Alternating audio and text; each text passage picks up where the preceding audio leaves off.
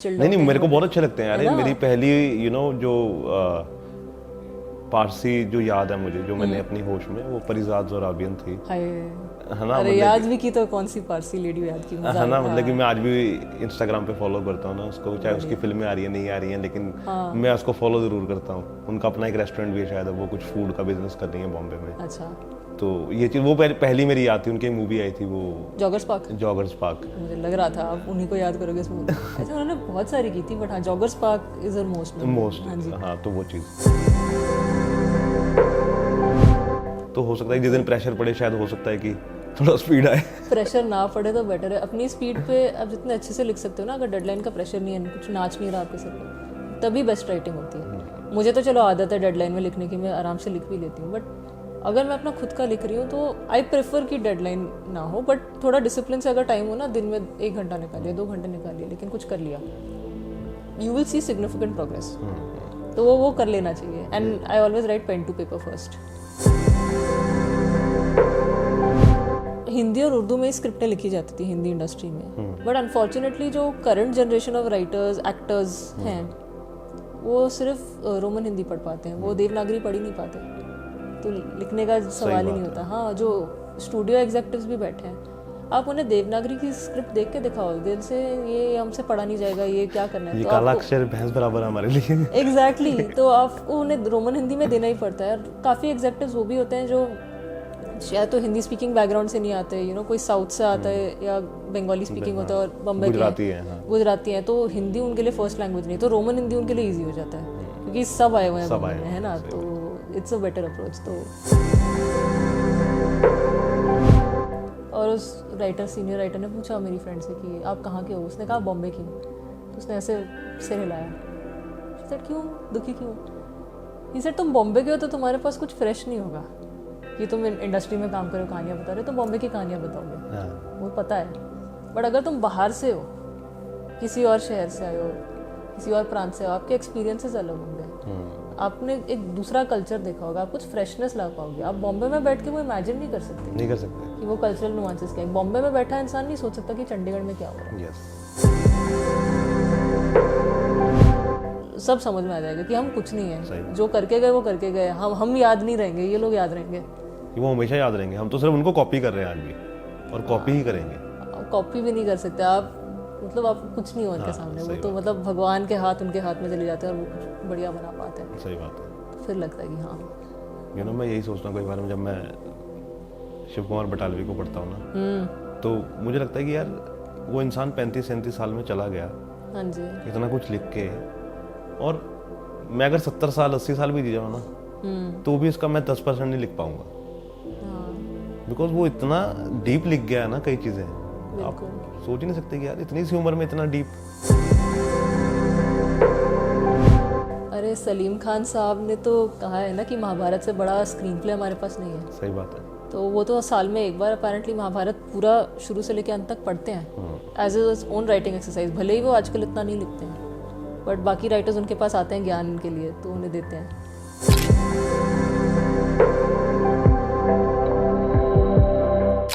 Hi ma'am. Hello जी, कैसे हो? मैं बढ़िया हूँ। चंडीगढ़ आके कौन नहीं होता बढ़िया, और आप तो यहाँ रहते हो। मैं यहाँ रहता हूँ, लेकिन जो बॉम्बे से आता है ना, मेरे को ज़्यादा खुशी होती है उनसे। क्यों? बॉम्बे एक मतलब कि फाइनल डेस्टिनेशन कहते हैं ना, जैसे हर एक क्रिएटिव आदमी के लिए। अच्छा, तो उस हिसाब से मेरे को लगता है कि वो एक फाइनल डेस्टिनेशन है जो भी इस इंडस्ट्री में काम करते हैं उनके लिए, कि एक बार बॉम्बे जाके काम करना। जैसे फाइनल डेस्टिनेशन का बड़ी खतरनाक बात बोली, जैसे वो अमेरिकी फिल्म नहीं है फाइनल डेस्टिनेशन, वहाँ लोग जहाँ जाते हैं वहाँ मौत हो जाती है उनकी।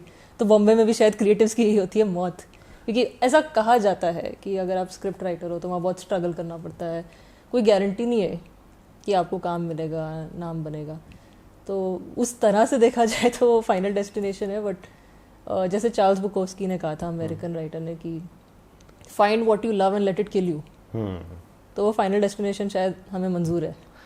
मंजूर इसलिए भी है क्योंकि बिकॉज इस शहर ने तो आपको जन्म दिया है, लेकिन उस शहर ने आपको सब कुछ दिया है, या जो भी आगे देने वाला है इंशाल्लाह, है ना। मतलब कि जो भी आज हम कर रहे हैं, जो भी आप कर रहे हो वहाँ पे, वो सब उस बॉम्बे की देन है, या मुंबई की हम बोले आज की डेट में, जो मन करे। हाँ। यहाँ पे तो सबकी ज़बान पे बॉम्बे चढ़ा है, तो मैंने कहा जो कहना है। हाँ, मुंबई वैसे बेसिकली। तो कब जाना हुआ बचपन में? कुछ पहली होश याद है बॉम्बे की? पहले मतलब एक बहुत ही छोटा सा 1 bedroom hall kitchen type situation था, वहाँ पे हमने ज़िंदगी स्टार्ट की थी। बहुत छोटा सा, मतलब चंडीगढ़ वाले वहाँ के गश खा जाएं कि अच्छा ऐसा भी छोटा सा घर होता है, बट हमने वहाँ से अपनी ज़िंदगी स्टार्ट की थी। फिर धीरे धीरे थोड़ा सा और बड़ा घर हुआ, और बड़ा घर हुआ, स्कूल गई। स्कूल कौन सा था? Maneckji Cooper, Okay. It's a Parsi school, वहाँ से फरहान अख्तर, काजल वगैरह भी निकले हैं। So but I don't know, my mother says कि थोड़ा फैंसी सा स्कूल है। मुझे ऐसा नहीं लगा, वहाँ पे काफ़ी बढ़िया मिडिल क्लास बच्चे भी आते थे, वही मेरे फ्रेंड्स बने, तो हम सब काफ़ी हद तक ग्राउंडेड रहे। वो जिसे हम फिल्मी कीड़ा कहते हैं, उसने मुझे कभी काटा नहीं था। तो आई थिंक जितना दूर रखा गया फिल्मी दुनिया से, उतना ही आई थिंक आइसोलेटेड मेरा बचपन रहा है उस सब से। आई यूज्ड टू रीड, मेरा राइटिंग का भी ज़्यादा सीन नहीं था इनफैक्ट वेल ग्रोइंग अप। मेरा बस था कि कैसे भी करके भगवान स्कूल में पास करा दे। मैं वो पढ़ाई के ही चक्रव्यूह में फंसी रहती थी। तो पढ़ाई अच्छा नहीं लगती थी? कर लेती थी, बट उसके लिए पढ़ाई ज़्यादा करनी पड़ती थी। ये जो टॉपर टाइप है ना, एक बार पढ़ लिया, दिमाग में छप गया, फिर वो स्पोर्ट्स भी खेल रहे हैं, ये भी कर रहे हैं, मुझसे वो नहीं होता था। लाइक जेन्युइनली मैथ्स और साइंस को लेके मैं सबसे ज़्यादा स्ट्रगल करती थी। बाकी सारे सब्जेक्ट्स आराम से हो जाते थे, मैथ्स और साइंस में मैंने कहा क्यों, क्या सजा है, क्यों काट रही हूँ मैं कि मैं क्यों ही पढ़ रही हूँ ना, क्यों ही पढ़ रही हूँ। इसलिए जब मेरा +2 हुआ, 11th-12th standard, I think Chandigarh में सीन थोड़ा डिफरेंट है। 11th-12th स्टैंडर्ड आप स्कूल में ही करते हो, आपका यूनिफॉर्म होता है। Bombay and Maharashtra in general 11th-12th standard आपका कॉलेज हो जाता है सीधा। अरे वाह। तो 10th स्टैंडर्ड के बाद आपकी यूनिफॉर्म छूट जाती है। फिर वो जो पूरी कॉलेज वाली फ्रीडम वो एकदम 11th-12th में आ जाती है। कुछ भी पहन के कॉलेज आ जाओ, पब्लिक ट्रांसपोर्ट का प्रैक्टिस, और बॉम्बे का पब्लिक ट्रांसपोर्ट तो बहुत ही बढ़िया है ही, बस ट्रेन लेके पहुंच जाओ। तो वो एक थोड़ा मिनी ट्रेनिंग ग्राउंड हो जाता है फिर यूनिवर्सिटी के लिए। तो वहाँ पे फिर जब थोड़ा स्लो चलते हैं, आप सीधा 12वीं में पहुंच गए, अभी स्कूल में ही रहते हैं थोड़ी देर। ठीक है, चलो स्कूल में तो पारसी स्कूल था, यू नो। हाँ जी। स्कूल में डिफरेंस क्या है, मतलब कि यू नो हमारे स्कूल्स जो हैं, मैंने बिकॉज यहाँ पे तो सब यू नो क्रिश्चियन स्कूल्स हैं, है ना, ज़्यादातर बेस्ट स्कूल जो हैं, वहाँ पे पारसी स्कूल में आप पढ़े हो, तो क्या डिफरेंस लगा? बिकॉज आपने देखे वैसे बाकी स्कूल। एक्चुअली बॉम्बे में भी काफ़ी क्रिश्चियन स्कूल्स हैं, क्योंकि बॉम्बे में क्रिश्चियन पॉपुलेशन बहुत ज़्यादा है।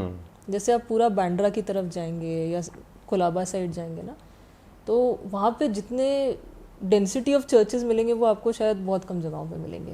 प्रॉपर रोमन कैथलिक, तो वो कल्चर अलग है। पारसी स्कूल में इतना पारसी कल्चर फील नहीं हुआ, क्योंकि जो पारसीज हैं वो तो माइनॉरिटी कम्युनिटी है ही। तो हमारे स्कूल में भी माइनॉरिटी थे। ओह हाँ, तो आप घुस रहे हो तो मतलब कुछ चंद टीचर्स या स्टूडेंट्स पारसी, बट ऐसा नहीं है कि पारसी स्कूल है तो भर भर के वहाँ पारसीज हैं, ऐसा नहीं था बिल्कुल भी। बट टिपिकल उनके जो धर्म की निशानियाँ होती हैं, अहूरा मजदा की फ़ोटो वोटो टंगी हुई है। लेकिन उनका जब कोई पारसी न्यू ईयर या कुछ होता था तो वो नॉन पारसी बच्चों को नहीं बुलाते थे कि आप आओ पार्टिसिपेट करो। वो बोलते हैं वैसे तो छुट्टी है, पारसी बच्चे अगर स्कूल आके सेलिब्रेट करना चाहे तो आ सकते हैं। But Parsis I think as a community वो अपने में ही रहते हैं। जैसे आप जानते हो पारसीज फायर टेम्पल में प्रे करते हैं, वहाँ पे आप जा नहीं सकते अगर आप नॉन पारसी हो। सो वो अपने रिलीजन को लेके काफ़ी ज़्यादा प्राइवेट है। सो जैसे उनके डेथ के रिचुअल्स भी बहुत अलग हैं। हाँ, tower of silence, tower of silence, हाँ वो तो अलग ही है। आई थिंक उस पर डिबेट चल रहा है कि वो प्रैक्टिस कंटिन्यू करना चाहिए कि नहीं करना चाहिए, but that is there private matter. मुझे ऐसा लगता है कि आज़ाद कंट्री में रहते हैं, जिसको जो जैसे प्रैक्टिस करना है वो करते रहना चाहिए। हाँ, तो अभी जब यूनिफॉर्म सिविल कोड आएगा फिर और लठमारी होगी क्या करना चाहिए। एक्चुअली हमारे राइटर्स की ना यही दिक्कत है थोड़ी सी ना, कि हम कहीं भी वो टॉपिक में होता है ना, तो हम थोड़े से वो हाँ वो बोल देते हैं ना कि हम इमोशनल हो जाते हैं बोलने में, है ना, तो थोड़े से तो वो चीज़ मैं आई थिंक ज़्यादा पारसियों को लेके इमोशनली होती है। आई थिंक बहुत सॉलिड लोग हैं, बहुत चिल्ड। नहीं मेरे को बहुत अच्छे लगते हैं। अरे मेरी पहली यू नो जो पारसी जो याद है मुझे, जो मैंने अपनी होश में, वो परिजात ज़ोराबियन थी, है ना। अरे याद भी की तो कौन सी पारसी लेडी याद की, है ना, मतलब कि मैं आज भी इंस्टाग्राम पे फॉलो करता हूँ ना उसको, चाहे उसकी फिल्में आ रही है नहीं आ रही हैं, लेकिन मैं उसको फॉलो जरूर करता हूँ। उनका अपना एक रेस्टोरेंट भी है शायद, वो कुछ फूड का बिजनेस कर रही है बॉम्बे में। अच्छा, तो ये चीज़ वो पहली मेरी याद थी। उनकी मूवी आई थी वो जॉगर्स पार्क। मुझे लग रहा था आप उन्हीं को याद करोगे इसमें। ऐसे उन्होंने बहुत सारी की थी, बट हाँ जॉगर्स पार्क इज मोस्ट। हाँ, तो वो चीज़ तो मेरी वो याद है पारसी से ना, तो मेरे को बड़ा फैसिनेट करता है पारसी। आ जाओ बॉम्बे आ जाओ, साथ में परिजात ज़ोराबियन को ढूंढेंगे। नहीं, मैंने बहुत जनों को ढूंढ रहा हूँ, मैं परिजात को ढूंढ रहा हूँ, और उसके बाद उसको नौहीद सायरसी को ढूंढ रहा हूँ। अच्छा, तो ऐसे बहुत सारी हैं जिनको मैं ढूंढ रहा हूँ। हम पारसी कॉलोनी से स्टार्ट करेंगे जो बॉम्बे में चंद है, उसमें गेड़ियां मारते रहेंगे। सही बात, कोई ना कोई मिल जाएगी। सही बात है ना। सही बात है, ये अच्छी चीज़ है वैसे गेड़ी मारना। आप मारते हो वैसे बॉम्बे में? हाँ जी, बॉम्बे में मारते हो वैसे गेड़ी? हाँ हाँ, लेडीज़ है तो कितने भी बजे निकल के गेड़ी मार सकते हैं। यहाँ तो आई थिंक थोड़ा टाइम लिमिट हो जाता है, वहाँ तो मुझे ऐसा लगता है कि यहाँ का कल्चर ना अभी भी वैसा ही है, चाहे हम जितने मर्जी मॉडर्न हो गए हैं चंडीगढ़ में। लेकिन यहाँ की मेंटालिटी वैसी ही है अच्छा, जो आज से 20 साल 25 साल पहले थी कि लड़की को 10 बजे तक घर आ जाना चाहिए, ये होना चाहिए। ठीक है, लेकिन मुझे ऐसा लगता है कि आपको थोड़ा सा अपने कल्चर को चेंज करना चाहिए। बिल्कुल। अब सबको आज़ादी है घूमने की, तो कोई भी घूम सकता है, और आपको वैसा माहौल देना चाहिए कि लड़की भी फील सेफ करे बाहर। हाँ, ये चीज़। बिल्कुल। तो हम बॉम्बे ही रहते हैं। फिर जब +2 हो गई, हाँ या जी, +2, हाँ, क्योंकि वो कॉलेज में ही सारा होता है, तो फिर उस समय क्या चेंज आया आपके अंदर? +2 फिर मैंने मिठीबाई कॉलेज से किया। वहाँ से शाहिद कपूर वगैरह सारे टॉप शॉट सेलिब्रिटीज़ हैं, क्योंकि वहाँ का थिएटर सीन बहुत स्ट्रॉन्ग है। मैं उस थिएटर सीन का हिस्सा थी नहीं, थिएटर मैंने बाद में किया था यूनिवर्सिटी जाके। बट वो जो एक सेंस ऑफ आज़ादी होती है कि आपको यूनिफॉर्म नहीं पाना, कुछ भी पा के चले जाओ। एंड अनलाइक स्कूल जहाँ आप सुबह सुबह उठ के जाते हो, आई थिंक वैसे चंडीगढ़ के स्कूल्स, बॉम्बे के कुछ स्कूल्स भी ऐसे हैं जो दोपहर के क्लासेस करते हैं, वो आपके पास आई थिंक ऑप्शन होता है। मेरे स्कूल में नहीं था, वहाँ तो था कि सुबह सुबह पहुँचो, कैसे भी करके सुबह के 8 साढ़े 8 बजे you have to be there. जो कॉलेज था मेरा +2, उसमें था कि रात सुबह के 12 बजे क्लासेस स्टार्ट होंगी, शाम के 6 बजे तक चलेंगी, बस यही टाइमिंग्स हैं। मुझे बड़े मज़े आते थे क्योंकि मैं तो लेट सो के उठती हूँ और मैं लेट तक काम करती हूँ, कुछ पढ़ रही होती हूँ। सो आई थॉट ये परफेक्ट सेटअप है। तो फाइनली मुझे लगा कुछ मेरे स्लीप साइकिल के हिसाब से एक कॉलेज सामने आ गया है। एंड मैंने आर्ट्स लिया था 11th-12th के लिए, तो मैथ्स और साइंस तो एकदम डिलीट। बीच में मैंने सोचा कॉमर्स लो, बट मैंने कहा नहीं, उसमें तो सिर्फ मैथ्स है, so let me just go for arts. तो वो अच्छा था यार, हमारी फैकल्टी भी काफ़ी अच्छी थी, हो जाती थी यार पढ़ाई, हम लोग कर लेते थे वहाँ पे। वैसे इतना कल्चर था नहीं पढ़ाई का, it was more about theatre and extra currics, बट मैंने कहा कि नहीं, पढ़ाई कर लेती हूँ, क्योंकि अगर 12th में अच्छे मार्क्स आ गए तो शायद कोई बढ़िया सा कॉलेज मिल जाए। सो वो प्लान था कि डिग्री कॉलेज क्रैक करना है। तो आर्ट्स लेने का प्लान सिर्फ आपका ही था, या घर वालों ने भी ओके कर दिया था कि ठीक है यार जो हम लेना ले लो? घर वालों ने भी ओके कर दिया था, क्योंकि आई थिंक उनके टाइम पे आर्ट्स नहीं होता था। आई थिंक हमारे पेरेंट्स के टाइम पे सिर्फ कॉमर्स और साइंस होता था, आर्ट्स बहुत बाद में आया, और वो बेचारे सब आई थिंक कॉमर्स में फंस गए थे। या मतलब उसके बाद प्रार्थना करो कि कैसे भी बच जाओ, BA कर लो। सो जैसे तुम लकी हो जो हमें, क्योंकि उनकी भी मैथ्स और साइंस काफ़ी वीक है, तो जेनेटिकली मेरी भी वीक हो गई। मुझे लगा कि ठीक है चलो फिर। लेकिन मुझे लगता है कि अकाउंट्स इतना भी बुरा नहीं होगा। नहीं होता, वो फिगर्स में तो ठीक रहता होगा ना। मिठीबाई एक्चुअली उनका जो कॉमर्स विंग है उतना पॉश है, वो होटल जैसा पूरा डिज़ाइन किया है, तो जितने भी अमीर गुजराती बच्चे आते हैं वो वहाँ पढ़ते हैं। मैंने कहा हमें आर्ट्स का ऐसा ठीक ठाक सा टूटा जा विंग दिया, इनको ऐसा एस्केलेटर लगे हैं, AC, अच्छा। पूरा फैंसी ऑफिस जैसा, मतलब वाइब होता है कि वहाँ पे MBA भी करो, बहुत ही बड़ी सी बिल्डिंग।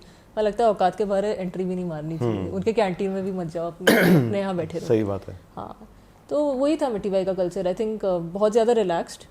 टीचर्स हमें ऑप्शन दिया करती थी कि अगर बहुत कम बच्चे हों क्लास में, कि अगर बहुत कम है तो आपको फिर भी पढ़ाई करनी है, जाना है, क्या करना है, किसी के रिहर्सल तो नहीं था, नहीं आप। अच्छा, वो आपसे पूछते, परमिशन लेते थे? हाँ, बहुत कि हम पढ़ा लें आपको? क्योंकि कभी कभी ऐसा होता था कि अगर बहुत लेट क्लास हो तो मैं और मेरे दोस्त ही बैठे होते थे क्लास में, तो टीचर गिन रही होती थी सिर्फ 5 बच्चों की क्लास है, इनको क्या ही पढ़ाऊंगी मैं। हाँ, क्या ही पढ़ाऊंगी, पढ़ना है। हम कहते थे हाँ पढ़ाओ, तो ठीक है चलो पढ़ाई करते हैं, बोर्ड्स की तैयारी करनी है, तो हम कहते थे हाँ लगते हैं।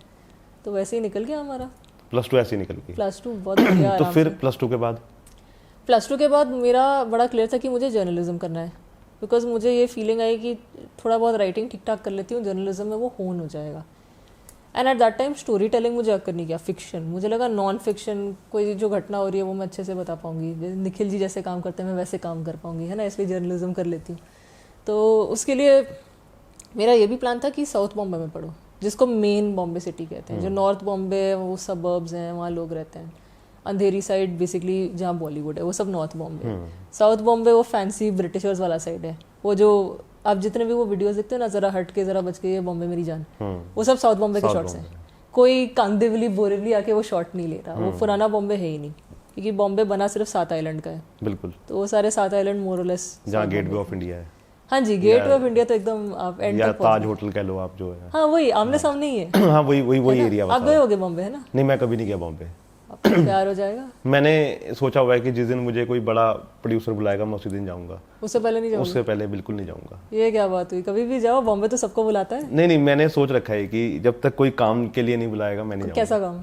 कोई भी मतलब कि डायरेक्शन, स्क्रिप्ट राइटिंग, अच्छा, आपको फिल्मों में घुसना है ऐसे? मतलब कि हाँ मैं करता रहता हूँ ये काम। अच्छा, तो आप पंजाब फिल्म इंडस्ट्री में एक्टिव हैं ऐसे? नहीं नहीं नहीं नहीं, अच्छा। नहीं। मैं हिंदी फिल्में लिखता हूँ अच्छा अच्छा। और थोड़ी चलो अपनी वो कर देता हूँ। एक मैंने फिल्म डायरेक्ट भी की है अभी बेंगलोर जाके।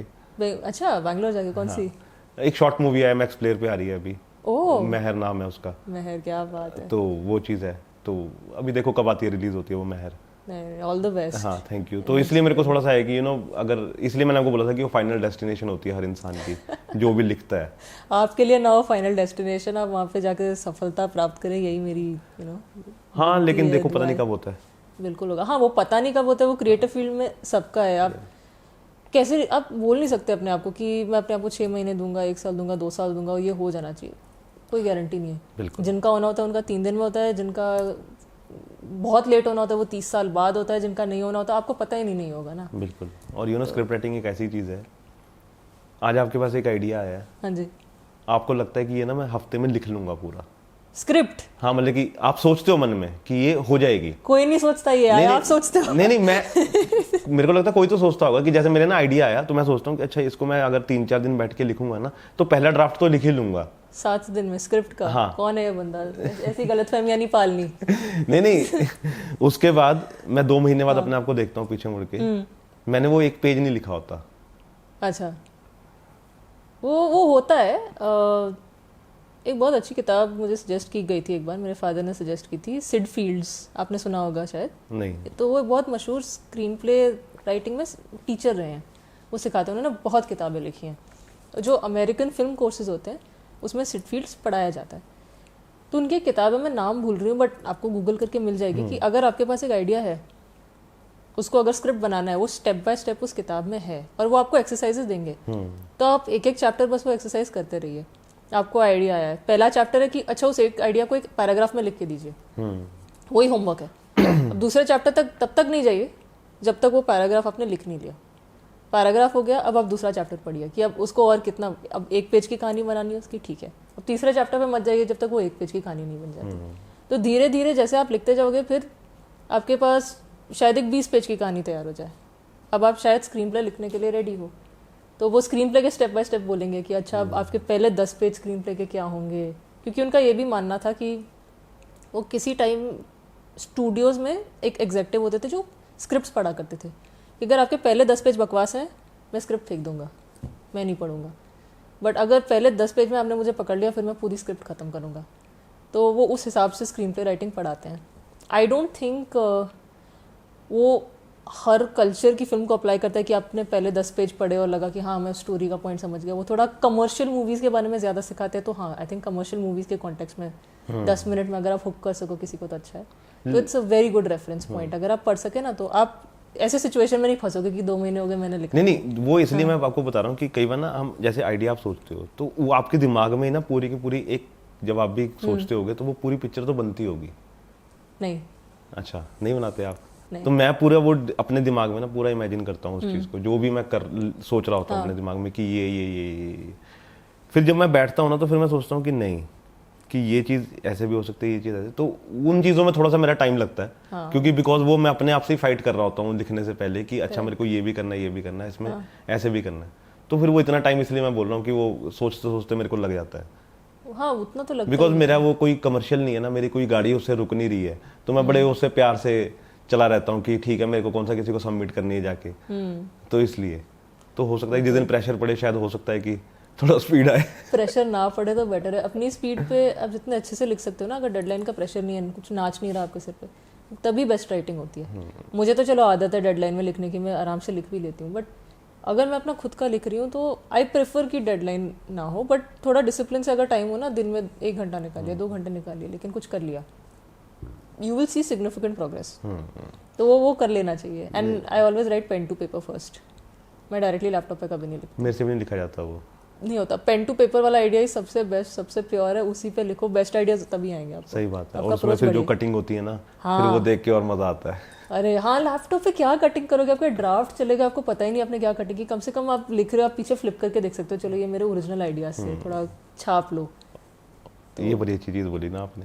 हाँ, योर अप्रोच इज करेक्ट, जो आप कर रहे हो सही कर रहे हो, नहीं नहीं वो है, लेकिन वो जो पेन वाली आपने बात बोली ना, असली आइडिया उसी पे आता है। उसी पे आता है। You need that silence. आपकी आंखों में ऐसे लाइट घुस रही है लैपटॉप की, ऐसे जजमेंट वाली, सही बात। बंद करो, फेंको। तो जब पापा ने पहली बार कोई बुक दी रीड करने को, हाँ जी, तो कौन सी थी? पापा तो किताबें देते रहते थे। मुझे पता नहीं क्यों डाविंची कोड याद आ रही है। जब मैं 12 साल की थी तब उन्होंने मुझे दे दी। अच्छा। हाँ, और उनको क्यों लगा कि ये, उन्हें मजे आ रहे थे, उन्होंने कहा मुझे बहुत अच्छी लगी, तुम भी पढ़ लो। सबने कहा तुम 12 साल की लड़की को क्यों दे रहे हो डाविंची कोड? मैंने कहा ठीक है, मेरे कुछ दोस्त पढ़ रहे हैं, मैं भी पढ़ लेती हूँ। पापा ने रेकमेंड किया, और उनके रिकमेंडेशन जनरली सही होते हैं। उनको मेरे पसंद आते हैं, मुझे उनके, तो मैं उन्हें किताबें और फिल्में रेकमेंड करती रहती हूँ, वो मुझे कुछ ना कुछ देते रहते हैं। तो डाविंची कोड, हाँ मुझे याद है, बहुत अच्छी लगी थी, बढ़िया, समथिंग डिफरेंट। एंड उसके बाद आई रियलाइज कि इंडिया में ऐसा कुछ है नहीं। जब तक अश्विन सांघी जी नहीं आए और उन्होंने कृष्णा की नहीं लिखी, तब तक आई डोंट थिंक कि कम से कम इंडियन इंग्लिश फिक्शन में ऐसा कुछ हुआ है। तो फिर उसके बाद कौन सी? उसके बाद कौन सी? महीने में कुछ ऐसा सेट ऑफ था कि पापा ने इतनी बुक्स देनी है? नहीं, ऐसा कुछ नहीं होता था। पापा फास्ट रीडर होते थे फैमिली में, ओके। लेकिन मोमन में वो है जो आराम से पढ़ते हैं थोड़ा।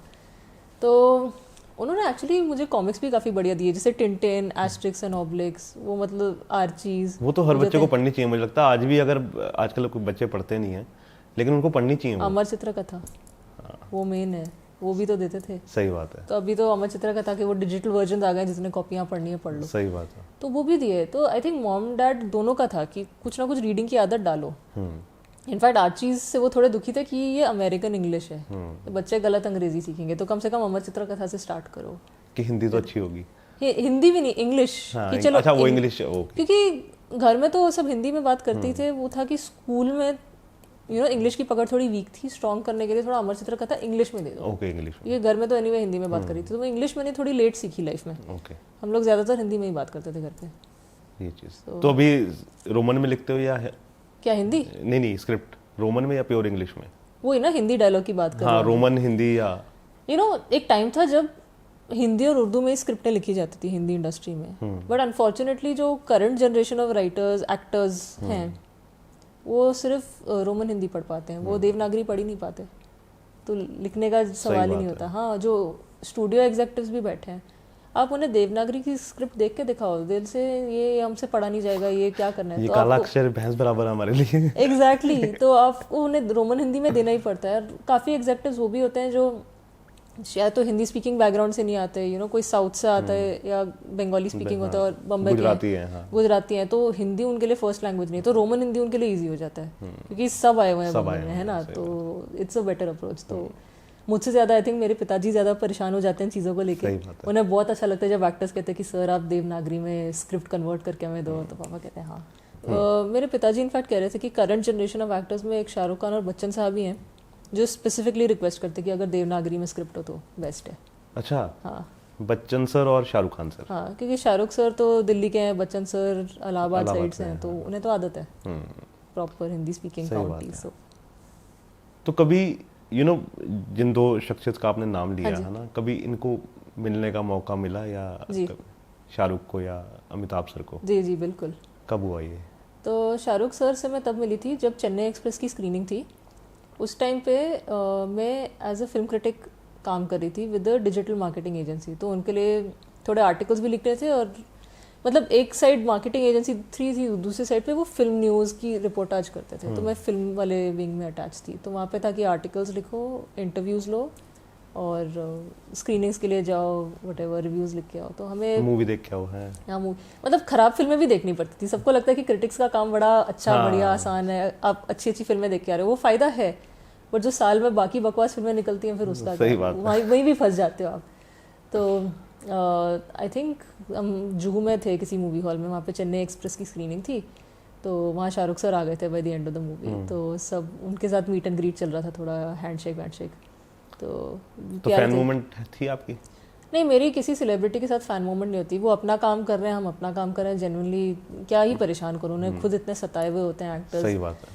एंड शाहरुख सर भी बहुत थके हुए लग रहे थे उस दिन, बट फिर भी ट्राइंग टू बी चार्मिंग। तो शाहरुख सर थे उस इवेंट पे, दीपिका पाडुकोन थी और निकेतन धीर भी थे, so it was nice and star studied, तो सबसे मिलना हो गया था। तो वैसे कभी होती है स्टार मोमेंट? कोई है वैसे? कोई है क्या? मतलब कोई तो होगा एक।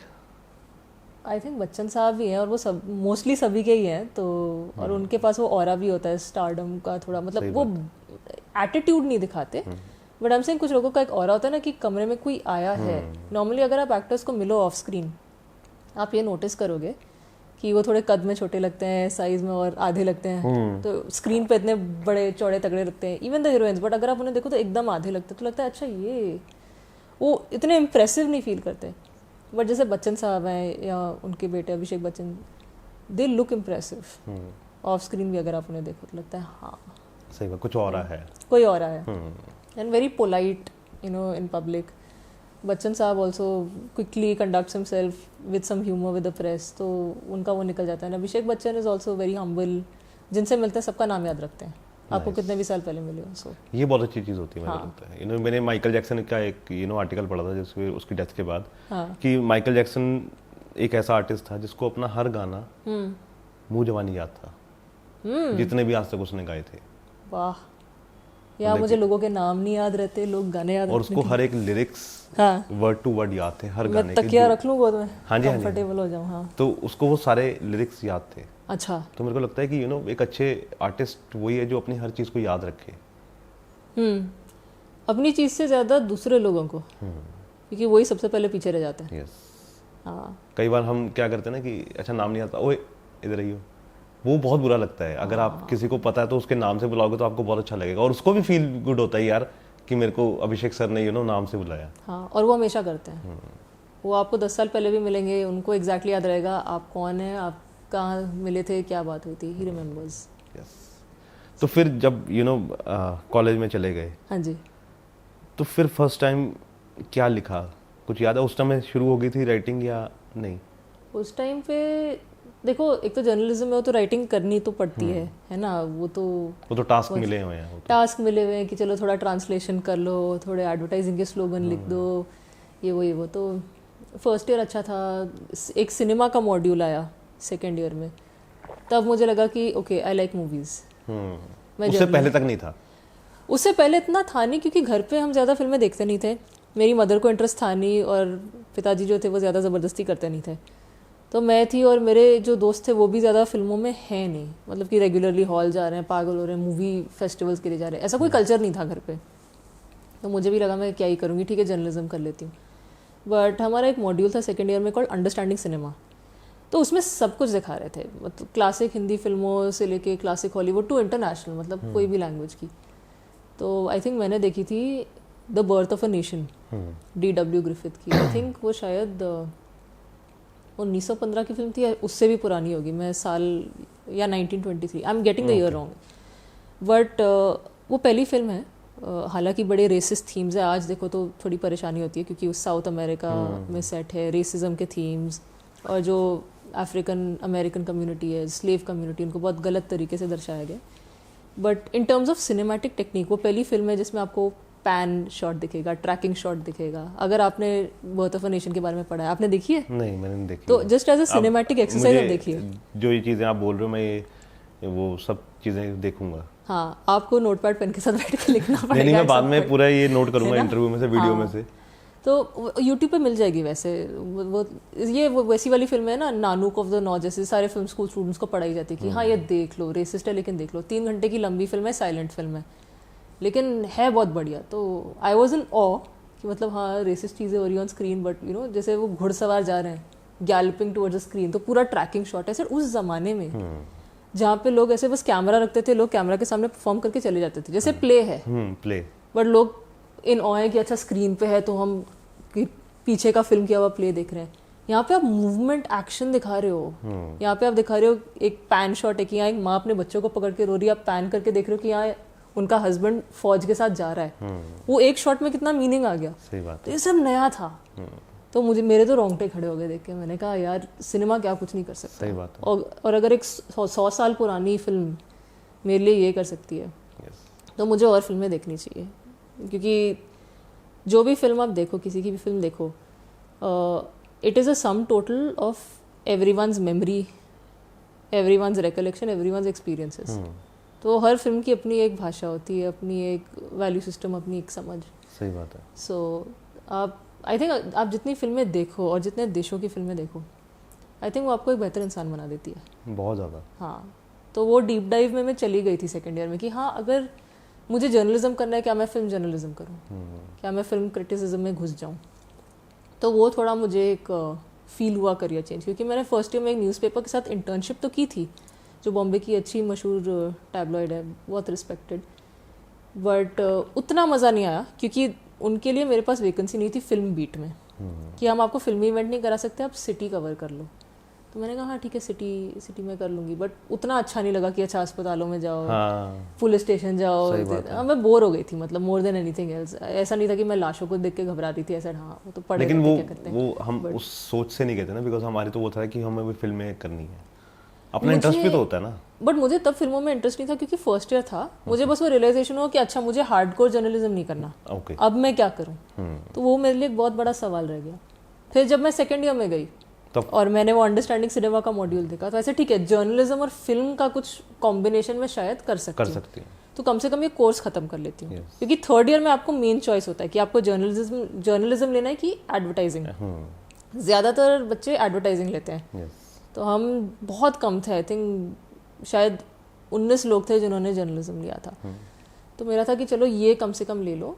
एंड एट दैट टाइम कुछ तो मैंने एक फ्लायर देखा था नोटिस बोर्ड पे कि क्या आप पब्लिश होना चाहते हो, एक मतलब कहानी अगर है तो इस ईमेल एड्रेस पे भेजो, कुछ तो। मैंने कहा ये क्या है। और I think second year journalism class में हमें कुछ तो दिया गया था, एक राइटिंग एक्सरसाइज, एक लिटरेचर की क्लास थी, तो उसमें थोड़ी फिक्शन राइटिंग भी कही थी करने के लिए। तो जो पहले 2 लाइन्स थे वो आपको टीचर देती है, बाकी आप अपने हिसाब से कोई भी कहानी लिख सकते हो। और मेरा इनिशियल इरादा जब मैंने वो पहले 2 लाइन पढ़े थे कि हाँ इसकी मैं एक कॉमेडी लिख सकती हूँ, मेरा मन था कि कॉमेडी लिखनी, एक फैमिली कॉमेडी की, सब पूरा टब्बर एक हिल स्टेशन पे जाता है और वहाँ पे कुछ जो तुम्हारी होती कोई बड़ी सिली चीज़ को लेके। तो बट वो कहानी निकली नहीं मेरे अंदर से। और जब मैं लिखने की कोशिश करी थी, आई थिंक 2000 या 3000 का वर्ड लिमिट था, वो काफ़ी ओवरशूट हो गई। मैंने कहा यहाँ तो कहानी स्टार्ट भी नहीं हुई और वर्ड लिमिट खत्म हो गई, मैं क्या करूँ। फिर इंस्टिंक्टिवली मैंने एक ड्रामा लिखना शुरू किया उन्हीं शुरुआत वाली पंक्तियों से। फिर जैसे जैसे मैं लिखती गई, लाइक हाँ यहाँ कुछ हो रहा है, मुझे ड्रामा लिखना नहीं है, मुझे मन भी नहीं है, मैं इरिटेट हो रही हूँ कि मेरे अंदर से ड्रामा क्यों निकल रहा है, मुझे कॉमेडी लिखना था, बट मूड वही हुआ कि कुछ ड्रामा लिखो। फिर इवेंचुअली मैंने अपनी फैमिली को पढ़ाया, उन्हें अच्छा लगा, थोड़े कुछ चेंजेस सजेस्ट किए कि लीगल टर्म्स में, क्योंकि एक वकील का कैरेक्टर था, मैंने कहा हाँ ठीक है। तो वो ठीक ठाक सा करके टीचर को सबमिट किया, उन्हें अच्छा लगा, तो फिर मैंने वो फ्लायर वाला जो ईमेल आईडी है वहाँ भेज दिया। फिर मुझे, और मैं भूल गई इस बारे में कि मैंने ऐसा कुछ किया था, तो 2-3 महीने बाद मुझे फ़ोन आता है कि तुमने जो कहानी सबमिट हुई वो एक किताब में पब्लिश हो रही है। क्या बात है। हाँ, तो मतलब एंथोलॉजी थी कि काफ़ी लोगों ने अपनी कहानियाँ दी थी, उन्होंने उठाई, and I think I was the youngest person in that anthology. बाकी सब मिडिल एज थे या वर्किंग प्रोफेशनल थे, मैं ही एक कॉलेज की लड़की उसमें पब्लिश हुई। और मैंने कहा ठीक है देखते हैं। तो वहाँ पे बुक लॉन्च हुआ पूरा साउथ बॉम्बे में, Shobhaa De ji I as guest of honour. I don't know, do you know Shobhaa De? हाँ, तो वो आई हुई थी, तो again very sweet and lovely to talk to. तो अच्छा सा इवेंट निकल गया। तो मुझे रियलाइजेशन हुआ कि चलो शायद मैं फिक्शन में कुछ ट्राई कर सकती हूँ। तो उससे मैं काफ़ी इंस्पायर हो गई थी। तो आप अपनी दुनिया बनाते हो? अपनी दुनिया अब डिफाइन करो, क्योंकि अब एक अलग दुनिया होती है जैसे साईफाई में नहीं लिखती ज़्यादा फिलहाल तो नहीं, बट आई थिंक दुनिया क्या ही होती है, आप जो दुनिया बाहर देखते हो उससे प्रेरित होते हो, उसके लोगों के बारे में सोचते हो। नहीं, आप एक सिचुएशन देखते हो कि अगर इनके साथ ऐसा नहीं ऐसा हुआ होता तो वो आप अपनी फिर दुनिया बना लेते हो। या आपकी राइटिंग में भी आपने बहुत देखा होगा, या तो अपने नहीं फिक्शन, बिकॉज ना फिक्शन वही होता है कि जैसे अब आप फिक्शन लिखते हो ना, हाँ जी, कि हम उस चीज को पहले क्रिएट करते हैं उस सारे कैरेक्टर्स को। अच्छा। अपने दिमाग में कि अच्छा ये होगा, फिर ये होगा, अच्छा ऐसे भी हो सकता है ना। अगर ये सड़क, जैसे अब मैं कई बार जा रहा होता ना, तो मैंने रास्ते में कोई एक इंसिडेंट देखा, तो मैं उस इंसिडेंट के आसपास ना कुछ सोचने लग जाता हूँ कि ये कैसे हुआ होगा, ये कैसे होगा। जैसे मैं एक दिन वैसे अलग ट्रैक पे जा रहा हूँ, मैं गाड़ी लेके जा रहा हूँ और मैं ना एक गलत मोड़ मुड़ गया कि मुझे लगा कि यहाँ से जल्दी आ जाएगा वो, मुझे किसी गांव में जाना था। अच्छा। तो मुझे लगा कि मैं यहाँ से राइट ले लेता हूँ तो वो गांव जल्दी आ जाएगा। फिर और मैं जा रहा हूँ अकेला, और आगे जाके मुझे पता लगा कि वो यहाँ से रास्ता नहीं है। अरे रास्ता तो है लेकिन वो वहाँ से ना बहुत नदी का पानी है और रेता है, वो सब आपको करके जाना पड़ेगा। तो फिर वापस उसी हाईवे पे आना था मुझे। तो आते हुए ना मैं सोच रहा हूँ कि इमेजिन कि ऐसा हो कि मैं एक मोड़ मुड़ गया हूँ और वहाँ एक गेट था, हाँ और वो एक ऐसे टाइम ट्रेवल वाला गेट था क्या बात।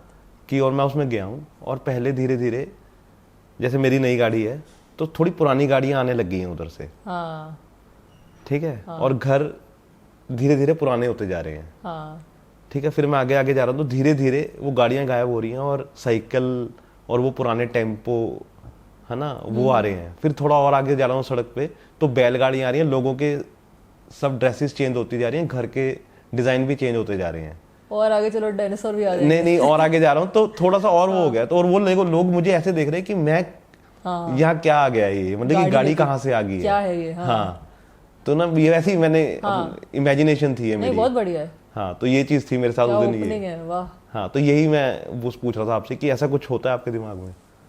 हाँ होता है, और मुझे हमेशा लगता है कि ठीक है तुमने ये सोच लिया ये सीन है, कहानी क्या होगी। क्योंकि सबसे आसान चीज़ राइटिंग में होती है एक लॉग लाइन सोचना या एक कॉन्सेप्ट सोचना। मैंने कोई ऐसा कॉन्सेप्ट सोच लिया कि चलो दुनिया में जो हम ग्रेविटी है जिसकी वजह से हम सब बैठे हैं वो रिवर्स हो गई। तो जैसे चांद पे लोग फ्लोट कर रहे हैं, कि पहले पहले लगा कि सब ठीक है बट कुछ हो रहा है कि हम किताब आराम से रख नहीं पा रहे हैं, वो किताबें उड़ रही हैं। अब धीरे ग्रेविटी इतनी रिवर्स हो जाएगी कि हम सब ऐसे बाहर चले जाएंगे, अंतरिक्ष में भटक रहे हैं, मर रहे हैं, जो भी हो रहा है। As a concept it could sound interesting कि ये क्या हो रहा है, क्यों हो रहा है, बट वो जो कॉन्सेप्ट का तोड़ निकालना है कि क्यों ये साइंस है या फैंटेसी है, हॉरर है, आप ये कौन से जोन में सेट करना चाह रहे हो, आप कहाँ लेके जा रहे हो, वही सबसे बड़ा चैलेंज होता है स्टोरी टेलिंग में। काफ़ी लोग होते हैं उनके पास बहुत ही बढ़िया आइडिया होते हैं, बट जब देखो कि आपने एग्जीक्यूशन में क्या किया, आपकी लिखाई में आप वो दुनिया कितनी बरकरार रख पाए हो, कितना आप विस्तार में एक्सप्लेन कर पाए हो, वो आई थिंक वहाँ पे काफ़ी राइटर्स मार खा जाते हैं कि कैनवस कितना बड़ा कर दिया है उसका। हाँ कितना बड़ा कर दिया, कितना छोटा। काफ़ी राइटर्स का ये भी होता है जो नए नए आते हैं कि हम तो ऐसी कहानी लिखेंगे नोलन के फिल्म के बजट के हिसाब से होगी। मैं बोलती हूँ भाई कौन बनाएगा, एज अ न्यू राइटर सब जो लिखना है लिखो, but start small and go big. बिल्कुल है ना, जस्ट यूज योर इमेजिनेशन, और जो पहली कहानी है लिखो वो जो आप जानते हो, जिस वर्ल्ड में आप फेमिलियर हो, वो ऑथेंटिक भी लगेगा। बिल्कुल। क्योंकि मुझे किसी फ्रेंड ने बताया था, उसके साथ ये हुआ था, वो बहुत सीनियर राइटर से मिलने गई थी बॉम्बे में, और उस सीनियर राइटर ने पूछा मेरी फ्रेंड से कि आप कहाँ के हो, उसने कहा बॉम्बे की हूँ। तो उसने ऐसे सिर हिलाया, शी सेड क्यों, दुखी क्यों? ही सेड तुम बॉम्बे के हो तो तुम्हारे पास कुछ फ्रेश नहीं होगा कि तुम इंडस्ट्री में काम करो, कहानियाँ बता रहे हो, तो बॉम्बे की कहानियाँ बताओगे। वो पता है, बट अगर तुम बाहर से हो, किसी और शहर से आए हो, किसी और प्रांत से हो, आपके एक्सपीरियंसेस अलग होंगे, आपने एक दूसरा कल्चर देखा होगा, आप कुछ फ्रेशनेस ला पाओगे। आप बॉम्बे में बैठ के वो इमेजिन नहीं कर सकते कि वो कल्चरल नुआंसेस क्या है। बॉम्बे में बैठा इंसान नहीं सोच सकता कि चंडीगढ़ में क्या हो रहा है, या कहीं पे भी। तो तभी आजकल वो अपना जो यूपी से राइटर्स हैं वो ज्यादा अच्छा लिख पा रहे हैं, बिकॉज वो ना आजकल लोगों को वैसी कहानियां पसंद आ रही हैं, कानपुर की, वाराणसी की, है ना, थोड़ा स्मॉल टाउन वाली, है ना, फीलिंग आ रही है उसमें। तो वो आजकल स्टोरियां बहुत ज्यादा चल रही हैं। हाँ आई थिंक एक जो फैमिली ऑडियंस को आप केटर करते हो ना, आप वहाँ मिस कर नहीं सकते, क्योंकि वहाँ पे लोग आएंगे। काफ़ी शोज हैं जो सिटी लाइफ दिखाते हैं, बट वो थोड़ा इस तरह से दिखाते हैं जो फैमिली फ्रेंडली नहीं होती। तो फिर वो सिटी जो शहर में बसे हुए लोग हैं उनके लिए भी उनकी इमेज खराब हो जाती है ज़्यादा। आई एम नॉट सेइंग कि दारू पीने या कुछ करना अच्छी बात है, बुरी बात है, ऐसा नहीं है, वो आपकी पर्सनल चॉइस है, बट अनफॉर्चुनेटली जैसे लोगों की सोच है वो उस चीज़ को बुरा मान देती है, फिर कहते हैं नहीं शहर में तो यही सब होता है। आजकल तो हर जगह हो रहा है, आजकल हर जगह हो रहा है, बट वो फिर भी वो ब्लेम शहरों को ही जाता है कि वहीं पे होता है, गांव खेड़े में नहीं होता, छोटे शहर में नहीं होता। तो आई थिंक सब कुछ होना चाहिए अभी, क्योंकि ये जो OTT का ज़माना आया है, पहले हमारे सिनेमा में बहुत सेंसरशिप होता था, आप ये नहीं दिखा सकते, वो नहीं दिखा सकते, तो वो सारी भड़ास उन्होंने OTT पे निकालने की कोशिश की, तो सब ज़्यादा ही एक्स्ट्रा हो गया। फिर मुझे फैमिलीज मैसेज करके कह रही हैं कि हम क्या देखें, क्योंकि ये सब है अभी बहुत एक्सप्लिसिट वायलेंस, क्योंकि एक तो मिर्ज़ापुर आया, फिर मिर्ज़ापुर के बाद उनके टाइप के शोज आए जो और वायलेंट होने की कोशिश करते हैं extra, just for the sake of it, तो लोग परेशान थे। तो आई थिंक अभी एक फैमिली ऑडियंस का भी वेव थोड़ा अगर आए, आ रहा है धीरे धीरे होपफुली। सो तो अभी क्या चल रहा है लाइफ में? अभी क्या चल रहा है, अभी बस लिखाई चल रही है, लिखाई जीवन है, वही चलेगा। हाँ क्योंकि इंडस्ट्री तो मैं आ गई अब गलती से, तो आई एम लाइक मज़े आ रहे हैं, ये बहुत हसीन गलती थी and I have no regret. ऐसी गलतियां हर किसी के साथ होनी चाहिए अरे जहाँ पे आपको मजा आए। जहाँ मज़ा आए। तो अब जानना नहीं चाहोगे कैसे? नहीं, मैं वही अभी आ रहा था, मैं वेट कर रहा था कि आप कुछ बोलने वाले हो, मैं वो हर चीज निकलवाऊंगा जो आप बोलना चाहते हो। निकलवाओ, सब निकलवाओ मुझसे, आज वो दिन है। तो कैसे आए? मैं मार्केटिंग एजेंसी में काम कर रही थी, फिर मैंने वो काम छोड़ दिया। मुझे लगा मैं किताब लिखूंगी कुछ आराम से घर पे बैठ के। मैं घर बैठे बैठे बोर हो रही थी, तो किताब की लिखाई चल रही थी और मैं फिल्में रिव्यू कर रही थी। एक छोटा सा ऑर्गेनाइजेशन था जो बिल गेट्स फंड कर रहे थे, तो वो दोनों चीज़ें साइड बाय साइड चल रही थी। और मुझे आई थिंक मैं एक फ़िल्म का ब्लॉग फॉलो करती हूँ, वहाँ से मुझे कुछ ईमेल नोटिफिकेशन आया कि इरोस, जो एक बहुत बड़ा फिल्म स्टूडियो है बॉम्बे में, उन्हें राइटर्स की ज़रूरत थी, स्क्रिप्ट राइटर्स। वो एक राइटर्स रूम खोलना चाह रहे थे। मैंने कहा ठीक है, फिर वहाँ पे अप्लाई करती हूँ। पहले मैंने इग्नोर मारा, बट मेरी एक और सहेली ने मुझे वही भेजा, तो मैंने कहा अगर 2 लोग तुम्हें एक ही चीज़ भेजें तो देख लेना चाहिए, कुछ तो है, पूछ लेना चाहिए। तो मैंने अपना रेज्यूमे, कुछ राइटिंग सैम्पल्स, उनके पास कुछ राइटिंग टेस्ट थे कि हमारे इरोस की कुछ फिल्में हैं, उनके कुछ ऑल्टरनेट सीन्स लिख के दिखाओ। ये हर राइटर के साथ यही टेस्ट करते हैं, आज भी वही टेस्ट चलता है। तो मैंने I think 2-3 page screen play का, एक के लिए लिखा, दूसरे के लिए लिखा, सबमिट कर दिया। आई थिंक बहुत 200 लोग आए थे, उसमें से 3 लोग सेलेक्ट हुए, उसमें से एक मैं थी। तो वैसे हम घुस गए इरोस के राइटर्स रूम में। और आई थिंक इरोस में मैं 4 साल थी, तो आई थिंक पहले 2-2.5 साल एज राइटर काटे, बाकी के 1.5 साल एज प्रोड्यूसर।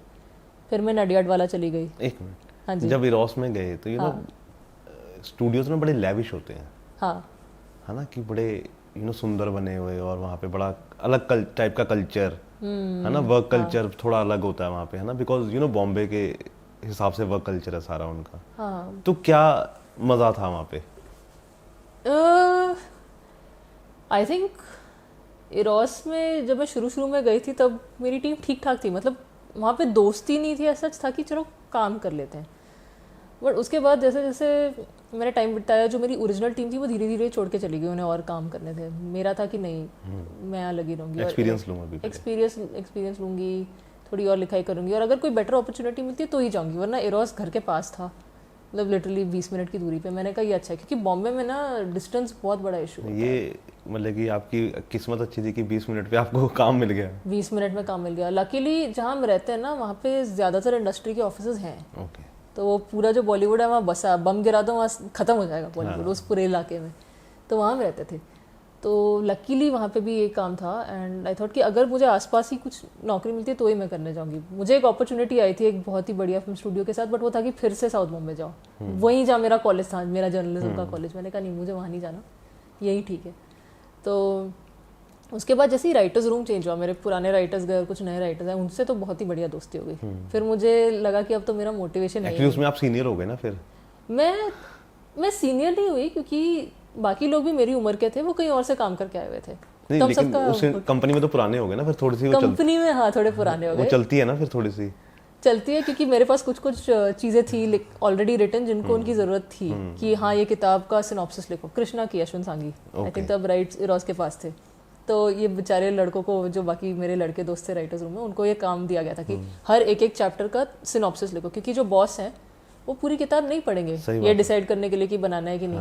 बोलेंगे हम हर एक चैप्टर का एक पेज पढ़ेंगे और डिसाइड करेंगे कि कहानी अच्छी है कि नहीं। तो उन्हें लिखना था, और वो कहते हैं हाय किसके पास टाइम है, हमारे 10 काम हम कैसे करेंगे। ऐसे मेरे पास पूरा सिनॉप्सिस है, ऐसे का ऐसा मेल कर दो तो सबका काम आसान हो जाता था। तो वो आई थिंक इतने साल वहाँ काट के वो एक एडवांटेज था कि इसकी ये ज़रूरत नहीं, मेरे पास ऑलरेडी ये है, ये करना है तो सिस्टम में एक्चुअली ऐसे करना होता है, कहेंगे ऐसा लेकिन ऐसे करना सही होता है। बात है।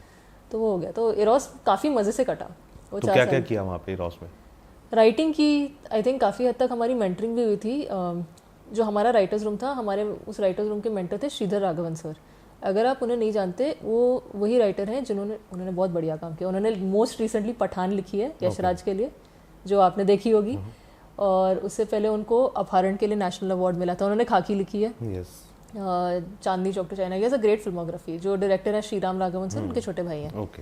तो अगर आप श्रीधर राघवन जी के साथ एक कमरे में हैं तो आपको इतना ज्ञान मिलेगा राइटिंग में, मतलब जी करेगा कि सर आप ही बोलते रहो, मेरे पास कोई सवाल नहीं है, बस आप लिखते रहो। खत्म ही हो गए हैं, फिर मैं क्या ही करूँगा बस जिंदगी में। हाँ एग्जैक्टली।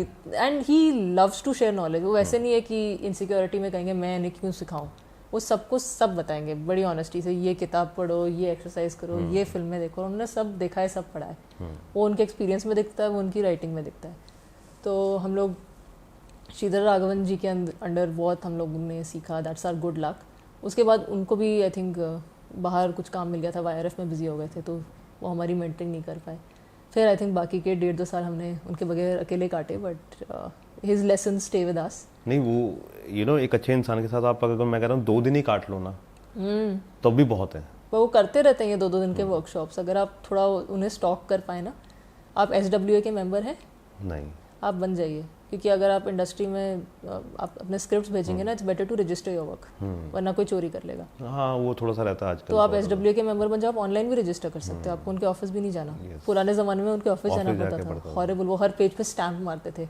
यहाँ ऑनलाइन करो तो आपको 30 सेकंड में आपकी स्क्रिप्ट रजिस्टर्ड मिल जाएगी एज PDF। तो अगर आप वो करोगे तो आपको अनाउंसमेंट्स मिलते रहेंगे। अगर श्रीधर राघवन सर या अंजुम राजाबली जी, जिन्होंने श्रीधर सर के साथ आई थिंक अपहरण लिखी थी, तो and is also very famous writer, तो उनके 2-2 दिन के वर्कशॉप कहाँ पे हैं एग्जैक्टली, कभी अगर चंडीगढ़ भी आए तो आप जा सकेंगे। It's very valuable. नहीं, और मुझे ऐसा लगता है कि ये चीज़ें करते रहना चाहिए, बिकॉज ये प्रैक्टिस बहुत ज़रूरी है राइटिंग में। हाँ, पढ़ना और देखना, बिल्कुल बिल्कुल, तभी आपको समझ आएगा कि चल क्या रहा है। अब जिस ज़माने में फरहान अख्तर जी ने दिल चाहता है बनाई थी, पंजाब का बच्चा नहीं सोच सकता कि ये लाइफ भी हो सकती है। अच्छा। इन 2006 आई थिंक 5 दिल चाहता है रिलीज हुई थी, और वो अपने आप में एक लैंडमार्क मूवी थी उस टाइम की। हाँ, क्योंकि उससे पहले कुछ भी ऐसा नहीं था ना, ऐसा सिनेमा किसी ने देखा था दिल चाहता है में, जो दिखाया गया था कि 3 दोस्त बॉम्बे से गोवा ट्रैवल करने जा रहे हैं ओपन मर्सिडीज में, है ना। उनको गोवा को के लिए परमिशन किसने दी, मैं ये जानना चाहती हूँ। बॉम्बे के बच्चे आज भी स्ट्रगल करते हैं कि कहाँ कैसे। सही बात है, और यहाँ का बच्चा नहीं सोच सकता था कि अच्छा ऐसी लाइफ भी हो सकती है। है ना, कि वो खुली उस समय की पैंटें, वो 6 पॉकेट आमिर खान ने पहनी हुई है ना, और वो कॉलेज लाइफ ऐसी है ना, वो उसने यहाँ पे वो हल्की सी दाढ़ी रखी हुई है। तो एक अलग ही, क्योंकि बिकॉज उसके पास इतना एक्सपोजर था। तो वही चीज़ है ना कि अगर आप आज चंडीगढ़ में बॉम्बे वाला एक्सपोजर है, लेकिन बॉम्बे के पास आज भी हमसे अहेड एक्सपोजर है ना। तो आपको पढ़ते रहना चाहिए, आपको ट्रैवल करते रहना चाहिए, आपको देखते रहना चाहिए अपने आसपास। बिल्कुल। दिल चाहता है आपने एक्चुअली बहुत अच्छा एग्जाम्पल दिया, क्योंकि उस फिल्म में जिस तरह से उन लड़कों का कैरेक्टर भी लिखा गया है, वो कैरेक्टर लेस नहीं है। वो ऐसे गेड़ियाँ और लौंडियाबाजी नहीं कर रहे। थोड़ा आमिर खान बदतमीजी करता है, उसको मार पड़ती है, बट उनका वो पूरा कैरेक्टर आग रहता है। परवाह ना करने से प्यार में पड़ना क्या होता है, उसके मायने क्या होते हैं। और अक्षय खन्ना उसको यही कहता है कि एक दिन तुझे समझ में आएगा। और वो बहुत अच्छा सीन है, क्योंकि वो मजाक उड़ाते हैं ना कि यू लाइक डिम्पल कपाड़िया, वो तो बुड्ढी है, ये है क्या। और वो एक बहुत अच्छी सबक है रिस्पेक्टिंग वुमेन, कि आप उनके बारे में ऐसे बात नहीं कर सकते। So that was very beautiful. वो कुछ अलग था उस टाइम के, उस टाइम पे। हम आज थोड़ा सोचते हैं कि प्रोग्रेसिव कैरेक्टर्स लिखे हैं, अच्छा औरतों को भला बुरा कह रहे नहीं, ये एडिट करो। जैसे एनिमल को लेकर इतनी कंट्रोवर्सी हो रही है, वो इसलिए हो रही है क्योंकि चलो डिवाइडेड है। कुछ लोगों को चलता है कि इट्स जस्ट एंटरटेनमेंट, कुछ लोगों को है कि नहीं इट्स डिसरिस्पेक्टफुल, ऐसा क्यों। वो कॉन्वर्सेशन आज हो रहा है, वो 20 साल पहले नहीं हो रहा था, और तब दिल चाहता है। तो वो हर तरह से नहीं थी, and ahead of its time. और आज भी मजे आते हैं देखने। मुझे ऐसा लगता है कि एनिमल की आपने बात की कि हमें ना फिल्म को एंटरटेनमेंट के हिसाब से लेना चाहिए। कुछ मूवीज को हर मूवी को इतना सीरियसली नहीं लेना चाहिए कि आप उसके अंदर से नुक्स निकालने लग जाओ। बिकॉज हर डायरेक्टर की, हर राइटर की ना अपनी एक फ्रीडम होती है। मुझे लगता है कि उसको वो देनी चाहिए और उसको एंजॉय करना चाहिए एज ए ऑडियंस। बिकॉज अब मैं मूवी देखने जाता हूँ ना, तो मैं एज ए उसको ऑडियंस ही देखने जाता हूँ कि मुझे मजा आ रहा है नहीं आ रहा, है ना। और मुझे एनिमल देख के बहुत मजा आया। अच्छा। बिकॉज क्यों, वो जो पहला उसने जो जोक सुना रहा है वो आज से तकरीबन 4 साल पहले मेरे एक दोस्त ने मुझे सुनाया था। अच्छा। वो जो बंदर वाला जोक वो सुना रहा है बुजुर्ग में, रणबीर कपूर, है ना। तो मैंने कहा यार ये तो मैंने सुना हुआ है। तो आपको ना आप कनेक्ट कर जाते हो कई बार। तो मुझे वो पूरी मूवी से और रणबीर कपूर से तो वैसे भी थोड़ा सा एक्सपेक्टेशन मेरे को बहुत ज्यादा हाई होती है एक्टिंग के मामले में, और उसने पूरी की है उसमें ये चीज। आपको कैसी लगी? मुझे तो बिल्कुल पसंद नहीं आई। ओके। क्यों? क्योंकि स्टोरी टेलिंग वाइज सिर पैर नहीं था। मतलब सबका फोकस है कि खराब है, डिसरिस्पेक्टफुल है, गलत संस्कार है। मैंने कहा नहीं, वो मेरा कंसर्न नहीं है। ये चल क्या रहा है, ये ऐसे क्यों हो रहा है। There are so many ways to do it. Sandeep Reddy Vanga sir का मुझे लगता है कि he understands dark characters, he understands moments and lines and music. वो वांगा सर करते हैं और वही कनेक्ट करता है ऑडियंस के साथ। बट मुझे लगता है कि फिल्म एक सम टोटल ज़्यादा है सीन से, आपको एक कोहेरेंट कहानी चाहिए उसके आसपास, जो मुझे नहीं लगा थी। अगर होती तो मुझे भी शायद एनिमल बहुत पसंद आती, बट अभी तक मुझे लग रहा था कि ठीक है आप दिखा रहे हो कि ये आदमी एक थोड़ा घिनौना टाइप का है।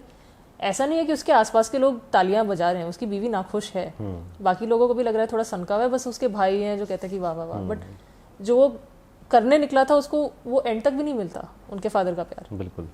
तो वांगा सर को पता है वो क्या कर रहे थे, और वो जिस तरह से कर रहे थे in the writing of it, वो मुझे थोड़ा डिसअपॉइंट कर गया। इसीलिए मैंने बोला कि हर मूवी को इतना सीरियसली नहीं लेना चाहिए कि आप उसमें से कुछ ना कुछ ये सोचो कि कुछ निकलेगा। कई मूवीज में कुछ नहीं निकलता, उसको मजे के लिए देखो। एनिमल में बस स्टोरी भी नहीं निकली, तो मैं तो चलो 3 घंटे। लेकिन एक्चुअली मैंने उसमें एक चीज ढूंढी है, बोलिए, जो मैं कई लोगों से डिस्कस कर चुका हूँ। एक्चुअली उसमें हमारे सिखिज्म में हाँ जी 5 के होते हैं, है ना, कच्छा, कड़ा, कृपान, केश और कंगा।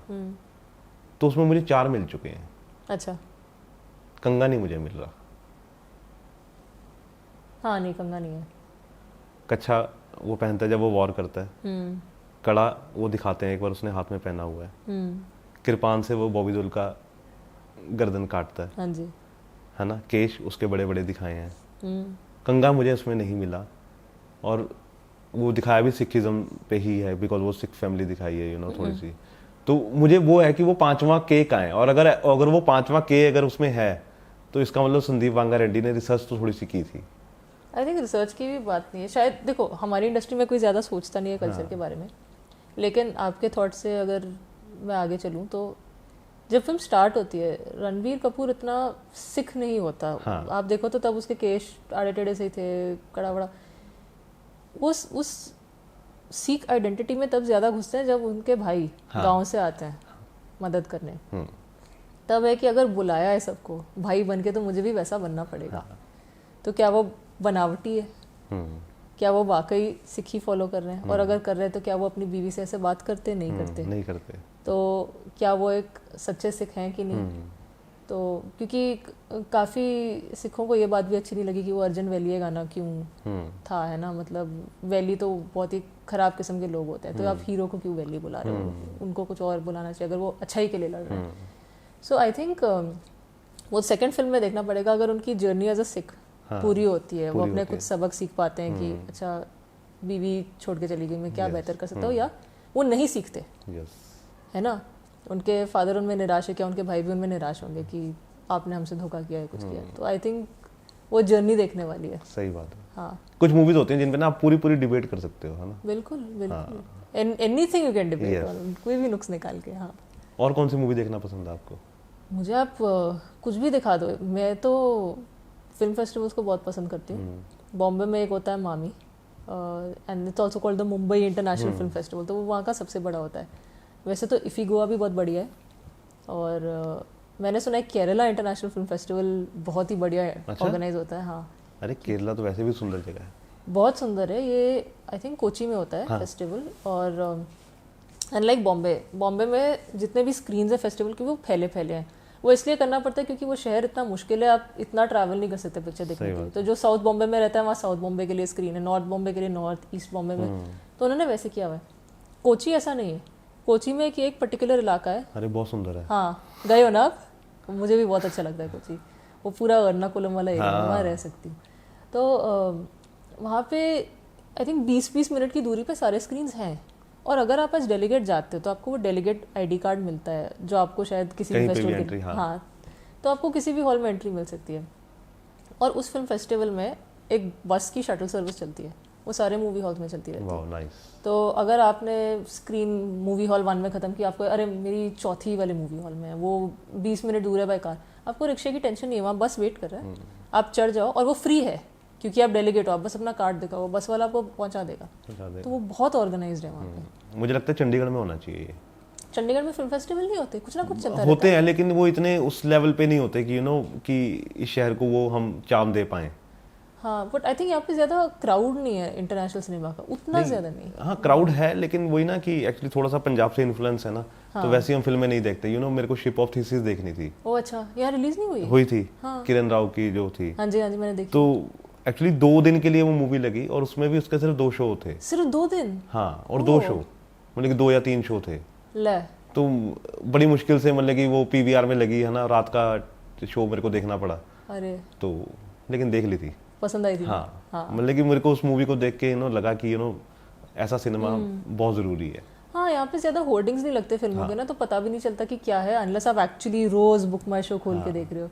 बॉम्बे में तो चांस ही नहीं है, मतलब हर कोने कोने पे होर्डिंग लगे हैं, गाड़ी चलाते हुए मोशन पोस्ट। और मुझे बड़ा अजीब लगा, मैं घुसा वहाँ पे, मैंने देखा यार लोग कहाँ हैं इस मूवी को देखने के लिए, लोग ही नहीं थे। नहीं, ले बहुत कम ऑडियंस थी। अच्छा, बॉम्बे में काफ़ी हाउसफुल चला, इसलिए मुझे वेट करना पड़ा क्योंकि टिकट्स भी इतनी एक्सपेंसिव जा रही थी। तो मैंने आई थिंक दूसरे या तीसरे हफ्ते में जाके देखा, फिर जाके। और मेरे बगल में एक अंकल थे, वो सो गए, खराटे मार रहे थे ऊंची ऊंची हॉल में। मैंने कहा अंकल जी सही बात है, प्लीज देखने दो, ये बड़ी अच्छी है। अरे आपको शिप ऑफ थीसिस अच्छी लगी, आपको तुम्बाड़ भी बहुत अच्छी लगेगी। हाँ ठीक है, लेकिन मेरे को नहीं वैसे नहीं मजा आता मेरे को मूवी देखने का। मेरे को बड़ा थोड़ा सा ना, मैं वो रोमांटिक जॉनर टाइप। अच्छा, आपको वो ज्यादा अच्छी लगती है? ये मूवीज मैं इसलिए देखने जाता हूँ कि चलो किरण राव ने बनाई है तो कुछ होगा। तो आप साउथ की देखते हो फिल्में? बिल्कुल नहीं? नहीं। अरे प्रेमलू देखिए, एक मलयालम मूवी ऐसी साल है, सुपर हिट, रोमांटिक है, बहुत अच्छी है। मेरे को एक्चुअली बंगाली सिनेमा ना बड़ा अट्रैक्ट करता है। अच्छा, बंगाली सिनेमा में क्या अच्छा लगा आपको? बंगाली सिनेमा में मैंने एक बहुत साल पहले मूवी देखी थी, एक तो जो अडेप्टेशन है जो हमारी साई बीबी गोलम की। हाँ जी। वो गोलम उसमें बनी हुई है जिसमें स्वास्तिका मुखर्जी हैं। अरे वो बढ़िया है ना, तो वो मैंने देखी थी। उसका वो वाला पार्ट, मतलब कि जो बंगाली वो है ना, उसका वो बहुत अच्छा है, मतलब कि जो साई बीबी गुलाम से है। अच्छा। तो वहीं से उठाई हुई है, तो वो मेरे को ज़्यादा वो बेटर लगी कि वो ज़्यादा अच्छी थी। तो वो चीज़, एक गुंगनूर मूवी थी उनकी कुछ बंगाली ना, वो बहुत अच्छी थी। हाँ। तो वो कुछ ईंट के भट्ठों के ऊपर बनी हुई थी। अच्छा। जो ईंट का काम करते हैं, तो उस टाइप की मूवी थी। अच्छा। तो वो वाला बड़ा फैसिनेट करता है मेरे को। मतलब थोड़े नॉन कमर्शियल, थोड़े ऑफ वो टाइप का। अंतहीन भी बहुत अच्छी है। अंतहीन ये उसकी तो नहीं है अपना ऋतुपर्णा घोष? नहीं, अंतहीन है अनिरुद्ध रॉय चौधरी की, जिन्होंने बाद में पिंक बनाई थी हिंदी मूवीज में। तो उसमें शर्मिला टैगोर जी हैं, Rahul Bose, Radhika Apte. It's a good film. मैं पूरी लिस्ट लिखवा दूंगी। अरे बहुत बढ़िया बढ़िया फिल्म बन रही है हर स्टेट में, मैं तो पागल हो जाती हूँ क्या क्या देखूँ। मुझे अरब फिल्में काफ़ी अच्छी लगती है बिकॉज वो उनकी सेंसिबिलिटीज इंडियन जैसी ज़्यादा है। एक ऑन कर दिया? ओके। हाँ, अरब फिल्म्स की सेंसिबिलिटी मुझे इंडियन फिल्म्स जैसी ज़्यादा लगती है। उनका सेंस ऑफ ह्यूमर, एक नैरेटिव फ्लो, आई थिंक जितना मैंने ईरानियन फिल्मों का देखा है वो थोड़ी और स्लो एंड कंटेम्परेटिव ज़्यादा है। जितनी मैंने थोड़ी बहुत अरब मूवीज़ देखी, मैंने कह रही सारी अरब मूवीज़ वैसी मासी हैं, बट जो मैंने देखी है दे एंडेड अप बीइंग मासी। तो मुझे बड़ा मज़ा आया। हाँ, कुछ मूवीज ऐसी होती हैं जो आपको ना अट्रैक्ट करती हैं अपनी तरफ कि ये देखनी ज़रूरी है। मैं ऐसी मूवीज ढूंढता रहता हूँ, बहुत कम मिलती हैं। अरे आप, एक आई थी नेटफ्लिक्स इंडिया में, मुझे नहीं पता आपको कहाँ मिलेगी, उसका नाम था वाजदा। ओके। वो सऊदी अरेबिया की सबसे पहली फीचर फिल्म थी जो एक औरत ने डायरेक्ट की थी। Oh nice. तो उसका लॉगलाइन ये है कि एक लड़की है, उसे साइकिल चाहिए, बट उसको उस टाइम पे सऊदी अरेबिया में औरतों को अलाउड नहीं था साइकिल करना, बिकॉज हाइमन रीजंस, टूट जाएगी तो अलाउड नहीं है। तो वो अपनी माँ को भी कहती थी, एंड शी सेड नहीं नहीं अनइस्लामिक है, साइकिल नहीं रख सकती। और वो देखती है कि उसका एक लड़का दोस्त है, छोटा बच्चा, वो साइकिल चलाते हुए स्कूल जा रहा है, उसे चाहिए। तो वो सिंपल सी कहानी है कि उसे साइकिल मिलेगी कि नहीं, वो क्या क्या जुगाड़ करती है ताकि उसके पैसे बच सके और वो ले सके। बहुत अच्छी है, मतलब ऐसा लगेगा कि स्लो आर्ट हाउस टाइप की, लेकिन नहीं है। और जो डायरेक्टर थी फिल्म की, क्योंकि उन्हें अलाउड नहीं था कि वो दिखें आदमी से बात करते हुए, वो पूरा चादर वादर पहन के ट्रक के पीछे छुपती थी, माइक लेके लॉन्ग डिस्टेंस डायरेक्ट करती थी सेट पे। तो बाकी आदमी जाके अरेंज सी कितनी स्ट्रगल है लाइफ में लोगों की। और हमें लगता है कि जिंदगी ऐसी है, जिंदगी ऐसी नहीं है। वो साइकिल चलाने के लिए स्ट्रगल करना पड़ा लाइफ में। बट आई थिंक जैसे जैसे सऊदी अरेबिया खुल रहा है अभी, अगर आप हिंदी फिल्म इंडस्ट्री में, तो आपको रिबेट मिलेंगे अगर आप सऊदी में शूट करो। सही बात है। और ऐसे कोई बंदिश भी नहीं है आपके ऊपर कि ये एरियाज आपको क्या चाहिए। सही बात है। आप बताओ क्या करना, क्या बताओ, हम करेंगे। करना क्या है, बहुत पैसा है मिडिल ईस्ट में, क्योंकि यूरोप में अगर पैसे खत्म होने, रिसेशन चला है, मिडिल ईस्ट में क्या हमारे पास है, आपको क्या चाहिए, ये सारे लोकेशंस अवेलेबल हैं। तो काफ़ी हिंदी फिल्में वहीं शूट हो रही हैं। द वैली ऑफ फ्लावर्स देखी आपने? नहीं, कौन सी? मिलिंद सोमन की एक मूवी थी valley of flowers. Valley of flowers उनकी अभी स्टारफिश आई थी। वैली ऑफ फ्लावर्स नहीं, ये बहुत पुरानी है, जो इंडो और चाइनीज आर्टिस्ट ने मिलकर बनाई थी। अच्छा। जिसमें वो एक लद्दाख की शूटिंग है, जिसमें वो एक हमारे एक साधु होते हैं। हाँ। उसको ढूंढ रहे होते हैं, उनके पास एक कोई लिक्विड होता है जिसको पी लो तो आप अमर हो जाओगे। अरे बाप रे। ठीक है, तो वो और उसकी गर्लफ्रेंड होती है, तो जो बंजारे टाइप के होते हैं, उसमें नसरुद्दीन शाह भी हैं। अच्छा। हाँ, तो वो भी बने हुए हैं। तो वो भी वही ढूंढ रहे होते हैं, तो वो पी लेता है हाँ और उसमें दिखाया कि उसकी गर्लफ्रेंड नहीं पीती बिकॉज उसको पता होता है कि मैं अमर हो जाऊंगी। तो नसीरुद्दीन शाह उनको ढूंढता है, तो वो मिलिंद सोमर बड़ा खुश होता है कि यार मैं तो अमर हूँ, ये भी अमर है, हमें मार। हाँ तो वो पहले लड़की को मार देता है। हाँ तो लड़की मर जाती है क्योंकि उसने पिया ही नहीं होता। तो मिलिंद सोमर नसीरुद्दीन शाह को मार देता है। देन मूवी फास्ट फॉरवर्ड होती है और दिखाते हैं कि वो ना एक कब्र खोद रहा है और आज का मॉडर्न वर्ल्ड आ गया है। करेक्ट। तो उससे ना लास्ट में पूछते हैं कि तुम क्या करते रहते हो ये लाशें दफना के। कहता मैं मौत का इंतजार कर रहा हूँ। हाँ वो तो ना मिले, हाँ कौन अमर होना चाहता है। तो वो बने ना बड़ी बड़ी मजेदार मूवी आप देखना, वैली ऑफ फ्लावर्स। ठीक है, कहाँ पे होगी? यूट्यूब पे होगी? यूट्यूब पे होगी, देख लूँगी देख ये लूँगी। चीज़। अरे बहुत बढ़िया है। एक मूवी जो मुझे बहुत सही लगी थी देखकर, वो है लोकल कंग फू, असमीज फिल्म है। बहुत एनिमे टाइप ह्यूमर है, जिसको एनिमे पसंद है उनको शायद और भी पसंद है वो फिल्म। वो 1 लाख के बजट में बनी है पूरी पिक्चर। जो भी कहे कि पिक्चर नहीं बन सकती, उसने 1 लाख में बनाई है। उसके पास कैमरा है, उसने अपने घर वालों को कास्ट कर दिया, थोड़ा बहुत इक्विपमेंट रेंट किया होगा और बना ली। लव स्टोरी भी है उसमें, एक्शन बहुत ज़्यादा है, कंग फू वंग फू। अच्छा, फनी है, फुल कॉमेडी। उसके भाई कुछ ना कुछ साइड पे करते रहते हैं, उसे लड़की का हाथ चाहिए शादी में, बाप मना कर रहा है, और एक और बंदा आया हुआ है जो मतलब एक ईवल कॉन्ट्रैक्टर टाइप बंदा है, जो एंड में फिर पूरा वो सामना करता है, आमने सामने आता है कंग फू से, जो जीता उसको सब कुछ मिलेगा। It's a very fun movie. So India में बहुत कुछ हो रहा है यार, बहुत टैलेंट है। और धीरे धीरे क्योंकि इतने प्लेटफॉर्म्स आ गए हैं तो वो एक्सपोजर भी है कि आप क्या क्या देख सकते हो। तो साउथ को जब मैं देखती हूँ, साउथ फिल्म में मुझे लगता है कि हाँ यहाँ पे एक डिसिप्लिन है, यहाँ एक कल्चर ऑफ क्रिएटिविटी है, बहुत प्रोफेशनलिज्म है, जो हिंदी में शायद उतना नहीं है, या मतलब वो जो क्रिएटिविटी जो कभी हिंदी में होती थी वो नहीं है। हम साउथ से सीख सकते हैं। सही बात है। तो सारी फिल्में तो आजकल जितनी भी हिट जा रही हैं सब साउथ के डायरेक्टर से हिट कर रहे हैं। हाँ, तो वो पैन इंडियन फिल्मों का भी एक कॉन्सेप्ट शुरू हो गया है। तो अगर मैं आपसे पूछूं, अभी तक का कौन सा ऐसा प्रोजेक्ट था जो बड़ा चैलेंजिंग लगा? बड़ा चैलेंजिंग लगा, आई थिंक वाह, मैंने कितने गिन रही हूँ। I think one of the challenging projects that I had, एक में तो चलो एक एस्पियोनाज थ्रिलर था जो मैं RSVP के साथ कर रही थी। उसके लिए बहुत रिसर्च लगा, बहुत किताबें पढ़नी पड़ी। बड़े अच्छे प्रोडक्शन हाउसेस के साथ काम किया आपने, है ना? हाँ। किस साथ काम किया? इरोस, नडियाडवाला, RSVP, BBC और रेन शाइन, और क्या TVF के साथ थोड़ा बहुत किया था। अरे TVF ने बहुत ग्रो किया है। हाँ, सबसे ज़्यादा ग्रो। मेरे को इतना मज़ा आता है उनको देख के, उन सभी लोगों को, क्योंकि उन्होंने हमारी आंखों के सामने कोई अगर इतने से इतना होता है ना, तो आपको लगता है कि यार ये तो हमारे सामने हुआ है। बिल्कुल, मतलब कहाँ स्केचेस बनाते थे, अब कहाँ फुल ऑन। अरे नेटफ्लिक्स के लिए काम कर रहे हैं आजकल। नेटफ्लिक्स के लिए, मिनी टीवी, बहुत प्रोजेक्ट्स हैं उनके ऑन एयर। तो आई थिंक जो मैंने BBC इंडिया के साथ शर्लॉक होम्स का अडेप्टेशन किया, वो मेरे लिए चैलेंजिंग था। Not so much story crack करने में, ऑल्दो 1-2 एपिसोड थे जहाँ मैं बहुत पागल हो रही थी कि कैसे क्रैक करूँ, कैसे लिखूँ ये, but in terms of deadline.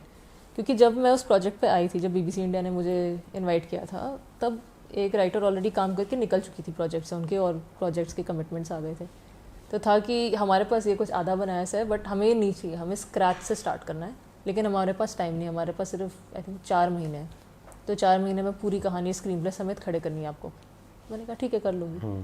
तो मैं थी और मेरे ऊपर लीड राइटर थे अनिरुद्ध गुहा जी, जिन्होंने मेरा नाम सजेस्ट किया। तो हम दोनों बैठ के मगजमारी करते रहते थे। अब कुछ ना कुछ हुआ है, उसका फल होपफुली हमें अगस्त में पता चलेगा कि शो कैसा बना है, अच्छा बुरा। सही बात। बट वो चैलेंजिंग प्रोजेक्ट था, क्योंकि था कि मैं हर एक दिन में पूरे एपिसोड की स्टोरी लिख के उन्हें दिया करती थी कि ये ठीक है कि नहीं। फिर अनिरुद्ध गुहा जी और उनको रिफाइन करके आगे भेजते थे, या 3-3 दिनों में पूरा एपिसोड का स्क्रीन प्ले लिख दिया कि हमारे पास इतना ही टाइम है, और मुझे पता है मैं अपने लीड राइटर पर प्रेशर नहीं डाल सकती, उन्हें भी चेंजेस करने। तो जनरली इतना फास्ट नहीं लिखना होता, बट क्योंकि डेडलाइंस कुछ ऐसी थी और सब समझ रहे थे, सब बहुत अंडरस्टैंडिंग थे कि टेक योर टाइम, बट फिर भी एक अच्छे तरीके से सब अपनी तरफ से मैं दे पाई। बट चैलेंजिंग था, मैं सोई नहीं थी वो पूरा प्रोजेक्ट लिखते टाइम। लेकिन मज़ा आता है ना, फिर वो नींद आती भी नहीं है जब तक काम ना पूरा हो। हाँ, नींद नहीं आती है, क्योंकि एक बार अगर आप जैसे हम नॉर्मली वाइंड डाउन करते हैं ना रात के लिए, आप किताबें साइड में रखते हो, आप कुछ पढ़ते हो, आप कुछ देखते हो। यहाँ पे वो मौका था नहीं मेरे पास। मैं लिख रही हूँ, फिर था कि अच्छा रात के 3 बज गए, सो जाओ। हाँ, फिर सुबह उठो, फिर लिखो। तो आपका दिमाग तो आपने ऑन कर दिया ना, वो ममीरी घूमती रहेगी। रात को भी सपने में भी चल रहा है वो। एग्जैक्टली, सपने में भी आता है, फिर लगता है कि अरे यार अच्छा यहाँ पे ये हो जाता है। हाँ, तो वही मेरे 4 महीने वैसे ही गए कि उसके बाद जब वो शो खत्म हुआ, जब मेरे हिस्से की लिखाई खत्म हुई, मैंने अपने माता पिता से कहा कि मैं 1 महीना कुछ नहीं करने वाली। मैं लाश की तरह अपने कमरे में पड़ी रहूंगी, कोई डिस्टर्ब ना करे। तो छुट्टी मनाने नहीं गए कहीं? नहीं, उस टाइम पे नहीं गई थी क्योंकि और भी कुछ प्रोजेक्ट शायद आ रहे थे, नहीं आ रहे थे, उन पे भी डिस्कशन था, बट मेरा था कि मेरे में हिम्मत नहीं है कहीं जाने की। उसके बाद मैं चली गई छुट्टी पे, इसके एक दो बाद। तो कहाँ जाना पसंद है वैसे? कहाँ जाना? माउंटेन्स और बीच? बीच। हे भगवान, पहाड़ ना, पहाड़ मुझे पसंद करते ना मैं पहाड़ को, क्योंकि मुझे मोशन सिकनेस बहुत होती है ओके। पहाड़ों में। मतलब कि आप वो वाले इंसान हो जो फ्लाइट पकड़ के जा सकते हो, बाय रोड नहीं जा सकते? मैं बाय रोड नहीं जा सकती, और एक बार पहुंच गई फिर पहाड़ अच्छे लगते हैं, लेकिन हाँ ठंड इतनी बर्दाश्त होती नहीं है। वो आई थिंक बॉम्बे ने आदत खराब डाल दी है कि हमेशा गर्मी है या ठंड का मौसम नहीं है। तो मेरी अलमारी में भी कोई स्वेटर है नहीं, जरूरत पड़ती नहीं है, क्योंकि पूरे साल जो आपका वार्डरोब है वही रहता है। सही बात है। चंडीगढ़ वाले सब कहते हैं कि अरे हमारा तो विंटर वार्डरोब है, देखो, और शानदार वार्डरोब होगा। सही बात है। अरे मैं एक बार हैदराबाद में था, वहाँ पे ना आई थिंक 22-23 डिग्री टेम्परेचर था वहाँ पे। टैंक बैंग रोड है ना वहाँ पे एक, हाँ जी, तो वहाँ पे वो एक अंदर क्लब बना हुआ है, तो वहाँ बैठे हुए थे सब, तो वो ना जैकेट पहन के आ गए, और मैं ऐसे दिसंबर में थे आप? हाँ, मतलब कि सर्दियों का टाइम था, वहाँ पे 22-23 टेम्परेचर था, और वो जैकेट पहन के आ गया। तो और मैं ना टी शर्ट में बैठा हूँ वहाँ पर, मैंने कहा जैकेट, कह रहे यार तुम्हारे लिए तो ठंड बहुत ज्यादा होती है, हम इतने में मजा ले लेते जैकेट का। हाँ, वही हैदराबाद में भी बॉम्बे जितनी गर्मी होती है, बॉम्बे में तो अगर ठंड, जिसे हम ठंड कहते हैं पड़े, तो हमारे जितने भी वॉचमैन है वो ड्रम में पूरा सामान डाल के आग लगा के वो आग सेक रहे होते हैं कि बड़ी ठंड है, बहुत ठंड है, बहुत ठंड है, 15 डिग्री में, 20 डिग्री में। सही बात है, बहुत ठंड है, बहुत ठंड है, बहुत ठंड है। तो वही होता है। मैंने कहा तुम जैकेट में, कह रहा हम फीलिंग ले रहे हैं ना ठंड की। वही होता है। तो जब मैं भी छुट्टी के लिए गई थी, मुझे लगा मैं ठंडी जगह जा रही हूँ, वहाँ गर्मी निकली, मैंने कहा अरे बाप रे, तो बॉम्बे से भी बदतर। तो कहाँ गए थे? हम गए थे पेरिस और इटली। ओके। वहाँ आपको लगता है कि ठंड होगी, मतलब इटली चलो इतनी ठंड नहीं, बट कुछ तो थोड़ा प्लेजेंट सा वेदर होगा, लेकिन नहीं। पिछले साल गए थे तो वहाँ पे 40 डिग्री कुछ चल रहा था, जो उनका सबसे गर्म था। हमारे, मुझे लगता है इंडियन एसी बेस्ट है, वहाँ के एसी इतने अच्छे चल नहीं रहे थे, उन्हें आदत नहीं है।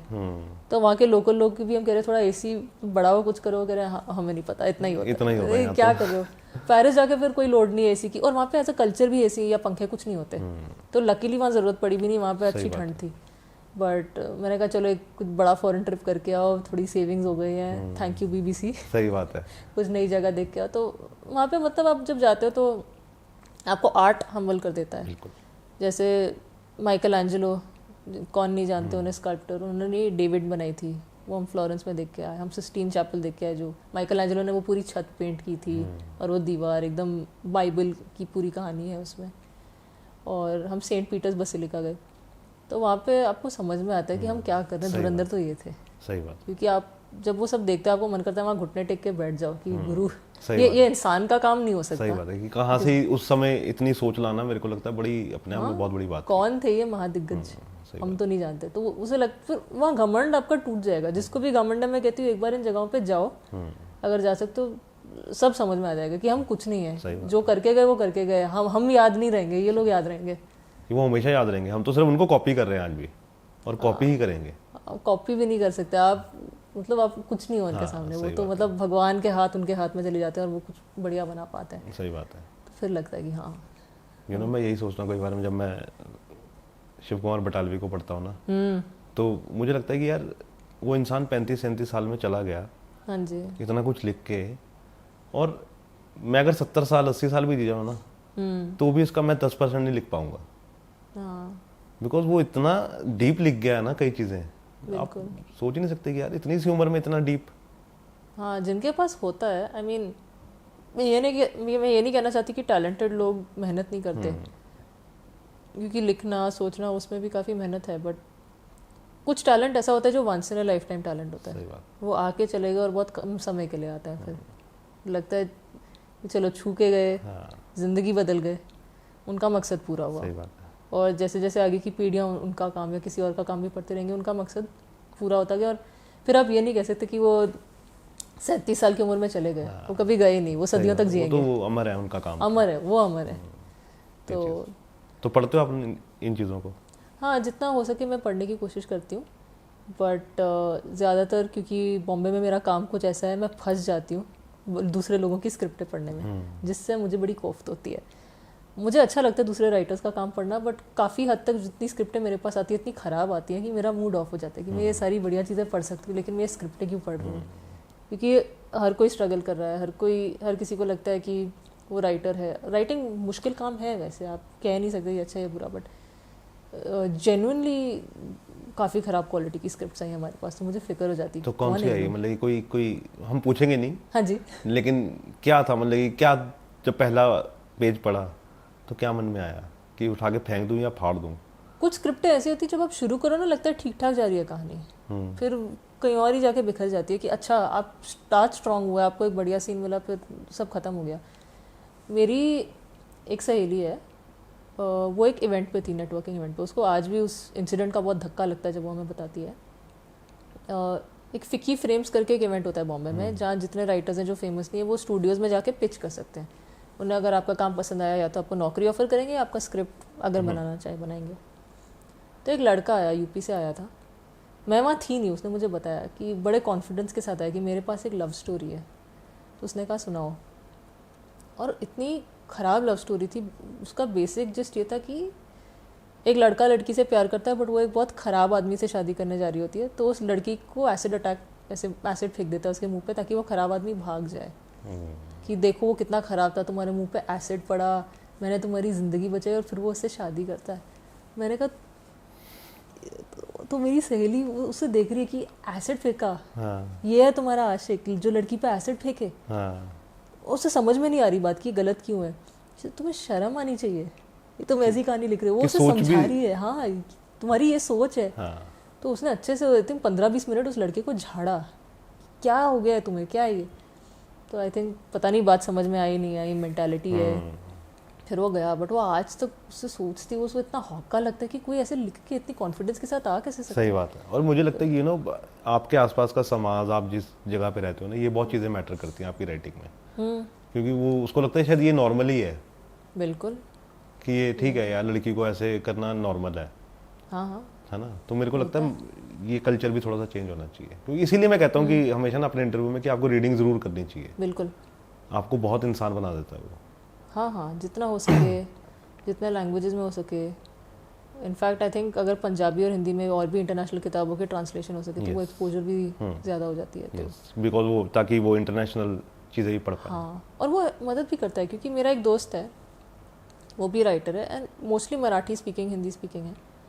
उसने इंग्लिश बहुत लेट जाके लाइफ में सीखी, मतलब लिटरली जब उसकी +2 की बारी आई थी। तो उसने हैरी पॉटर कैसे पढ़ी, उसने हैरी पॉटर का मराठी ट्रांसलेशन पढ़ा।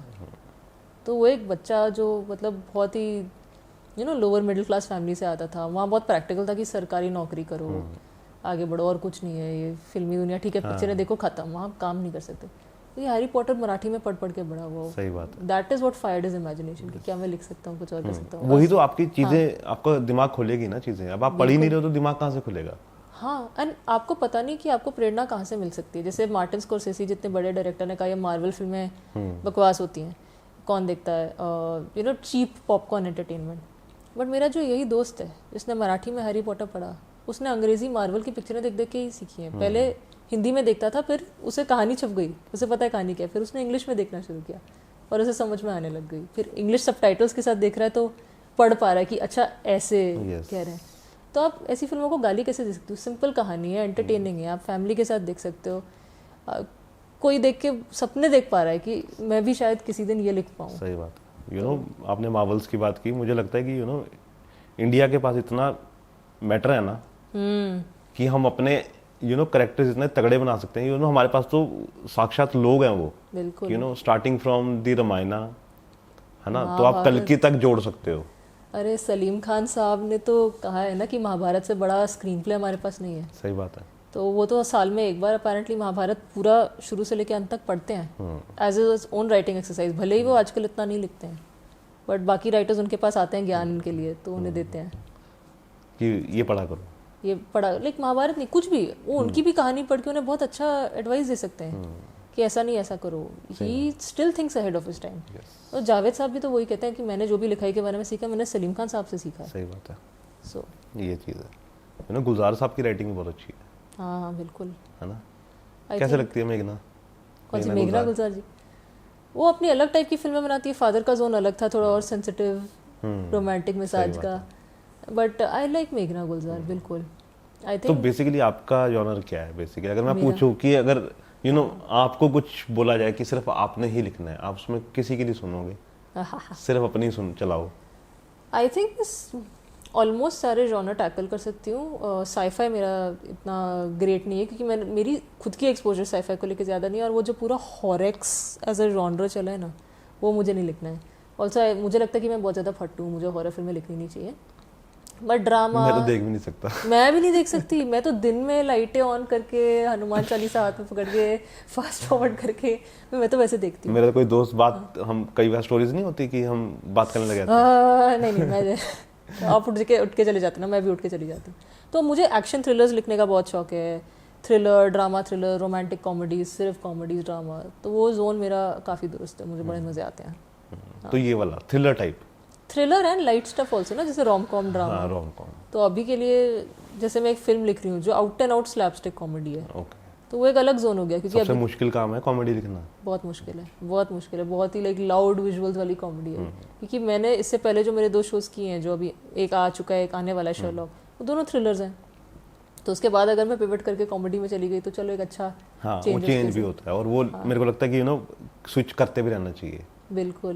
क्योंकि जब मेरी टीवीएफ के साथ भी एक बार बातचीत हुई थी तो उन्होंने कहा था कि आप क्या सिर्फ थ्रिलर करती हैं, आपका तो IMDb से भी है। कहता मैंने नहीं, मैं कॉमेडी भी करती हूँ। कॉमेडी भी करते, करवा के तो देखो। करवा के देखो, ऐसा मत करो। सही बात है, मैं तो स्टैंड अप भी कर लूँ। अरे हाँ मैं यही बोल रहा था कि कि आपको स्टैंड अप करना चाहिए, बिकॉज आपके कई बार ना वो जो एक्सप्रेशन और आप बोलते हो ना, हाँ। वो बड़ा सटल आता है वो एकदम कि इस पे कुछ हो सकता है पंच, मैं और आप मारते हो पंच बीच बीच में। अच्छा मैं हाँ थैंक यू, आप आई थिंक पहले इंसान हो। मुझे तो लगता है आपको करनी चाहिए स्टैंड अप। नहीं मैं तो कोशिश तो करता रहता हूँ करने की, अच्छा, लेकिन करते हो? हाँ मतलब कि ऐसा नहीं कि स्टैंड अप करनी चाहिए। मुझे लगता है कि अगर आपको कुछ लगता है ना कि मैं कर सकता हूँ तो आपको ट्राई करना चाहिए। तो मेरे को लगता है कि आपको करना चाहिए स्टैंड अप कॉमेडी, बिकॉज आप कर सकते हो, क्योंकि आपके एक्सप्रेशन वैसे आते हैं बीच बीच में। चलो कॉमिक्सतान हाँ बुक माई शो पे टिकट। कोशिश तो वैसे जाते हो वैसे स्टैंड अप कॉमेडीज के लिए? हाँ, बॉम्बे में स्टैंड अप कल्चर बहुत स्ट्रॉन्ग है। तो बॉम्बे, अहमदाबाद, बैंगलोर, वहाँ पे बहुत एक्टिव सीन है। आई थिंक चंडीगढ़ में भी था इस बार, काफी स्टैंड अप इवेंट्स चल रहे थे, ओपन माइक चल रहा था। हाँ, अभी भी है यहाँ पे। तो मैं तो जाती रहती हूँ रेगुलरली, मुझे तो बहुत पसंद आता है तो पूरा सीन, इट्स ग्रेट फन। आपको पसंद है स्टैंड अप? हाँ स्टैंड अप पसंद है मेरे को, लेकिन मेरे को सिर्फ जाकिर खान की अच्छी लगती है। जाकिर खान ना, हाँ मेरे फादर भी बड़े फैन है जाकिर खान के। उसके पास ना हर चीज़ है, उसके पास सिर्फ वो एक तो उसकी कॉमेडी वैसी नहीं है वाहियात वाली, हाँ है ना, नहीं तो आजकल बहुत वाहियात कॉमेडी चल रही है। हाँ वो तो है ना, गाली गलौच वाले कॉमेडियंस अब दिखा नहीं सकते फिर। हाँ मतलब कि वो आप पेरेंट्स के साथ बैठ के नहीं सकते, आप अकेले में तो आप कुछ भी देख सकते हो, वो तो है ना। लेकिन जाकिर खान के पास ना हर चीज़ है, उसके पास शायरी भी है, उसके पास एक वोकैबुलरी भी है अच्छी, है ना, और उसके पास तो कॉमेडी तो है ही है। मेरे ख्याल से भोपाल से है ना? हाँ भोपाल से है, और रेडियो का स्क्रिप्ट राइटर था, वो भी रेडियो में स्क्रिप्ट राइटर था। तो इसकी तो आपके बॉम्बे वाले लिस्ट में आते हैं कि जाकिर खान जी से भी मिल लूं? नहीं जाकिर खान से तो मिलना नहीं है, जाकिर खान से सिर्फ मैं प्रेरणा ले रहा हूँ, जाकिर खान से मिलना नहीं है अभी, उसको सिर्फ बैठ के इंटरव्यू करना है। अच्छा सिर्फ इंटरव्यू करना, मतलब कि उससे मिलना नहीं है ऐसे 5-10 मिनट के लिए, उसके लिए आपको 2-3 घंटे बैठ के इंटरव्यू करना है। तो दुआ करती हूँ कि आपकी ये भी, मेरे पास और भी बहुत लोग हैं, आप उनके लिए भी दुआ कर सकते हो, जैसे मेरे को शाहरुख खान का इंटरव्यू करना है। शाहरुख खान ठीक है, और कौन? बस उसके बाद खत्म। बस 2 ही लोग हैं? बस उसके बाद खत्म, उससे ऊपर कुछ नहीं है, इससे ऊपर अपनी सोच ही नहीं है। अरे ठीक है, चलो हो जाएगा। हाँ मतलब कि शाहरुख खान हो गया जिस दिन। हाँ नहीं बिल्कुल, ख्यालों में कंगाली बिल्कुल नहीं होनी चाहिए। और नहीं मैं उसको ना फॉलो करता हूँ शाहरुख खान को, वो बोलता है चांद की छलांग मारोगे तो 10वें माले पे पहुंचोगे। कौन कहता है आसमान में सुराख नहीं होता, एक पत्थर तो तबीयत से उछालो यार। सही बात है ना, तभी तो आप पहुंचोगे। सोचने में क्या जा रहा है, मैनिफेस्ट तो करो। ऑलवेज मैनिफेस्ट, मैं तो बहुत बड़ी बिलीवर हूँ मैनिफेस्टिंग में। तो ये चीज हाउस ऑफ कार्ड्स देखा आपने? हाँ बिल्कुल, वो तो अल्टीमेट। अभी तो आई थिंक बाकी सीजन्स में थोड़ा ढीला पड़ गया था, तो हाँ वो लास्ट में जाके तो बहुत ढीला हो गया। हाँ तो मैं उतना दूर पहुंची नहीं, लेकिन जब तक था। हाउस ऑफ कार्ड्स से ज़्यादा आयरॉनिकली अगर अमेरिकन पॉलिटिक्स के बारे में हमें एक ऑथेंटिक व्यू पॉइंट दिखना चाहें तो एक शो है वीप, जो कॉमेडी है। कहते हैं वीप ज़्यादा मतलब डार्क है बट ज़्यादा फनी है, अगर अमेरिकन पॉलिटिक्स की अंडरस्टैंडिंग चाहिए। बट हाउस ऑफ कार्ड्स तो एक परफॉर्मेंस शो केस है यार, वो तो हरदीप सर ने मेरे से पहले शुरू किया था। अच्छा, उन्होंने बताया होगा। उन्होंने मेरे से बताया, वो दूसरे तीसरे सीजन पे थे। अच्छा, ठीक है। और मैं सर के पास ना आखिरी सीजन देख के आगे बताया था। सर कह रहे तूने देख भी लिया? मैंने कहा मैं सर सोया नहीं हूँ मैं इतने दिन से, मैं तो यही देख रहा हूँ। कितने दिन में खत्म किया? मतलब कि हफ्ते में खत्म कर दिया था मैंने। मतलब कि मैं 4 सीजन? हाँ, मतलब कि लगातार, मतलब कि एक खत्म हो रहा था, रात को सुबह 4-5 बजे सोता था। काम नहीं किया मतलब? वो हाँ, कोई काम नहीं किया मैंने उस हफ्ते, मतलब कि हाँ 1.5-2 हफ्ते मैंने कोई काम नहीं किया। ऑफिस ही नहीं गए? नहीं, ऑफिस तो गया। अच्छा। लेकिन वहां पे भी वही चल रहा है। मुझे ये काम करना है जहाँ बैठ के हाउस ऑफ कार्ड्स देख रहे हो और कोई आर्टी बोल रहा है। मतलब कि मैं वो देख रहा हूँ ताकि मेरे को वो आपकी ग्रानी फंस जाती है। हाँ, वो तो है कि अच्छा ये क्या होगा, और सारे पड़े हैं ना आपके पास, तो बंदा करता है देख लो। करेक्ट। और अगर वो वेट हो ना, फिर उसका स्वाद खत्म हो जाता है। इसलिए मैं सारे इकट्ठे करके देखता हूँ। नेटफ्लिक्स का पूरा डिजाइन ही ऐसा है ना कि इंट्रो स्किप करो, क्रेडिट स्किप करो, अगले एपिसोड पे जाओ, आपको पता ही नहीं है एक एपिसोड कहाँ खत्म हुआ, दूसरा कहाँ शुरू हुआ। तो वो बड़ा मजेदार है। हाँ, सही। तो अभी क्या चल रहा है लाइफ में अभी, बिल्कुल रिसेंटली? अभी रिसेंटली मैं कॉमेडी लिख रही हूँ। मेरा एक प्रोडक्शन हाउस है, हेड ओवर रील्स प्रोडक्शंस करके। तो उसमें हेड ओवर रील्स, सब हील्स सोचते हैं हम, रील्स जैसे सिनेमा की रील्स। तो उसके लिए काम चल रहा है। मैं पिछले 1.5 साल से, जब से मेरी शर्लॉक की लिखाई ख़त्म हुई, मैं उन्हीं के लिए प्रोजेक्ट्स लिख रही थी। और उनका इरादा ये था कि जैसे कुछ फैमिली फ्रेंडली कंटेंट नहीं है, बाहर सिर्फ थ्रिलर, मार कटाई, वही सब चल रहा है। कोई अच्छी रोमांटिक कॉमेडी नहीं है, रोमांटिक ड्रामा नहीं है। क्योंकि आजकल इंडिया में लोग ज़्यादातर क्या देख रहे हैं, जो कोरियन ड्रामाज आ रहे हैं। हाँ। आपके ऑफिस में भी अगर कोई है जो देख रहा होगा, या आप नहीं, मेरे घर में देख रहे हैं लोग, घर में देख रहे होंगे, या के ड्रामा ना सही तो कोई टर्किश ड्रामाज देख रहे हैं। क्योंकि उनके जो रोमांसेस है ना, वो थोड़े ट्रेडिशनल कंजर्वेटिव टाइप के होते हैं, आप फैमिली के साथ देख सकते हैं। और वो इसलिए देख रहे हैं क्योंकि बहुत हिंदी टीवी स्टाइल के होते हैं, थोड़ा मतलब टीवी प्लस प्लस। और यहाँ पे हम बना नहीं रहे हैं वो। और जो ग्रीन लाइट कर सकते हैं वो कहते हैं कि चलो के ड्रामाज में काम चल रहा है हिंदी में, फिर क्या ही करोगे। सही बात है। ऑल्दो सब ढूंढ रहे हैं रोम कॉम्स, तो हमारा इंटेंशन ये था कि हम भी कुछ वैसा सा बनाए जो हिंदी ऑडियंस के लिए, क्योंकि आप भी चाहोगे कोई हिंदी में या पंजाबी और भाषाओं में अच्छा बढ़िया अच्छा सा रोमांस बन सके। सही बात। तो हम उस इंटेंशन के साथ गए थे, बट अभी और भी सारे जॉनर जुड़ गए कि एक थोड़ा सा थ्रिलर टाइप का भी है। नहीं ठीक है, अपना प्रोडक्शन हाउस है तो आपको एक्सप्लोर कुछ भी कर सकते हैं, कुछ भी करना चाहिए। तो ज्यादातर रोमांसेस है, बट 2-3 ऐसे थोड़े हटके प्रोजेक्ट्स भी हैं कमिंग ऑफ एज। वो होना चाहिए, मेरे को लगता है कि दरवाजे कभी क्लोज नहीं करने चाहिए, आपको हर चीज करते रहना चाहिए। आपने बहुत सही कहा, क्योंकि अगर आप राइटर हो और अगर आप हमारे बॉम्बे आते हो, तो आप बेसिकली सब्जी वाले बन जाते हो। क्योंकि आपके पास पूरा ठेला है, आप नहीं कह सकते मेरे पास ये एक अच्छी स्क्रिप्ट है आप लो। क्योंकि कोई भी स्टूडियो वाला आपसे पूछेगा आपके पास और क्या है। और अगर आपके पास माल है, यानी आपने अगर एक्शन दिया है, तो आपने कहा मेरे पास ड्रामा भी है, मेरे पास कॉमेडी भी है, मेरे पास ये भी है, तो वो भी सोचेगा कि ठीक है, एज अ राइटर आपके पास रेंज है। ये ज़रूरी नहीं है जो आपने लिखा है वो बनेगा। सही बात है। बट वो बस कहेंगे कि निखिल शर्मा नाम के एक राइटर आए थे, बहुत टैलेंटेड थे, उन्होंने ये 3 बढ़िया स्क्रिप्ट हमें सुनाई, हम वो खरीद नहीं सकते, बट उनको इस प्रोजेक्ट में डालें तो क्या। तो वो उसके लिए भी काम आता है। बट अगर आप प्रोडक्शन हाउस हो तो हाँ, वैरायटी, अगर आप 6 प्रोजेक्ट्स या 3 से 6 के बीच में लेके जाओ और बोलो ये हमारे पास, आपको क्या चाहिए, कहीं ना कहीं निशाना। तो प्रोडक्शन खुद ही कर रहे हो उन शोज की भी?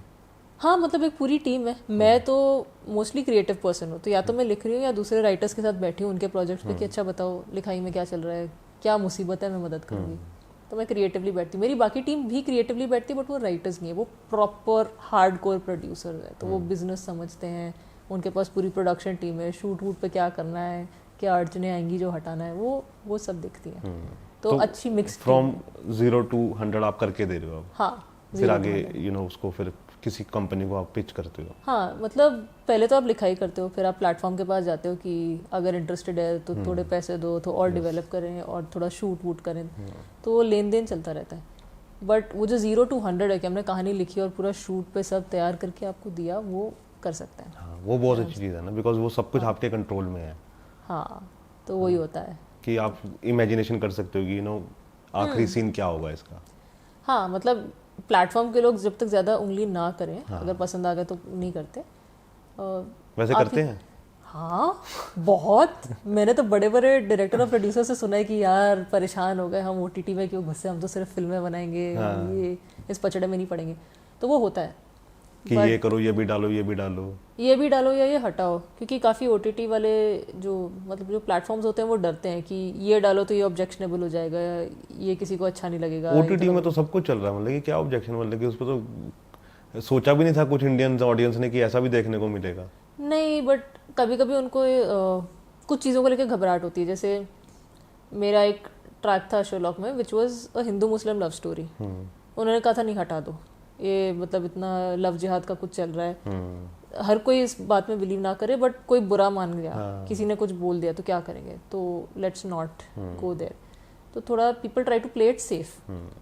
शायद जिस तरह से लिखा गया होगा वो ट्रैक भी थोड़ा ओवर्ट था, तो वो छोटी छोटी चीज़ों को लेके कि ऐसा कुछ मत करो जाके किसी के इमोशंस को ठेस पहुंचे, डोंट गो देयर।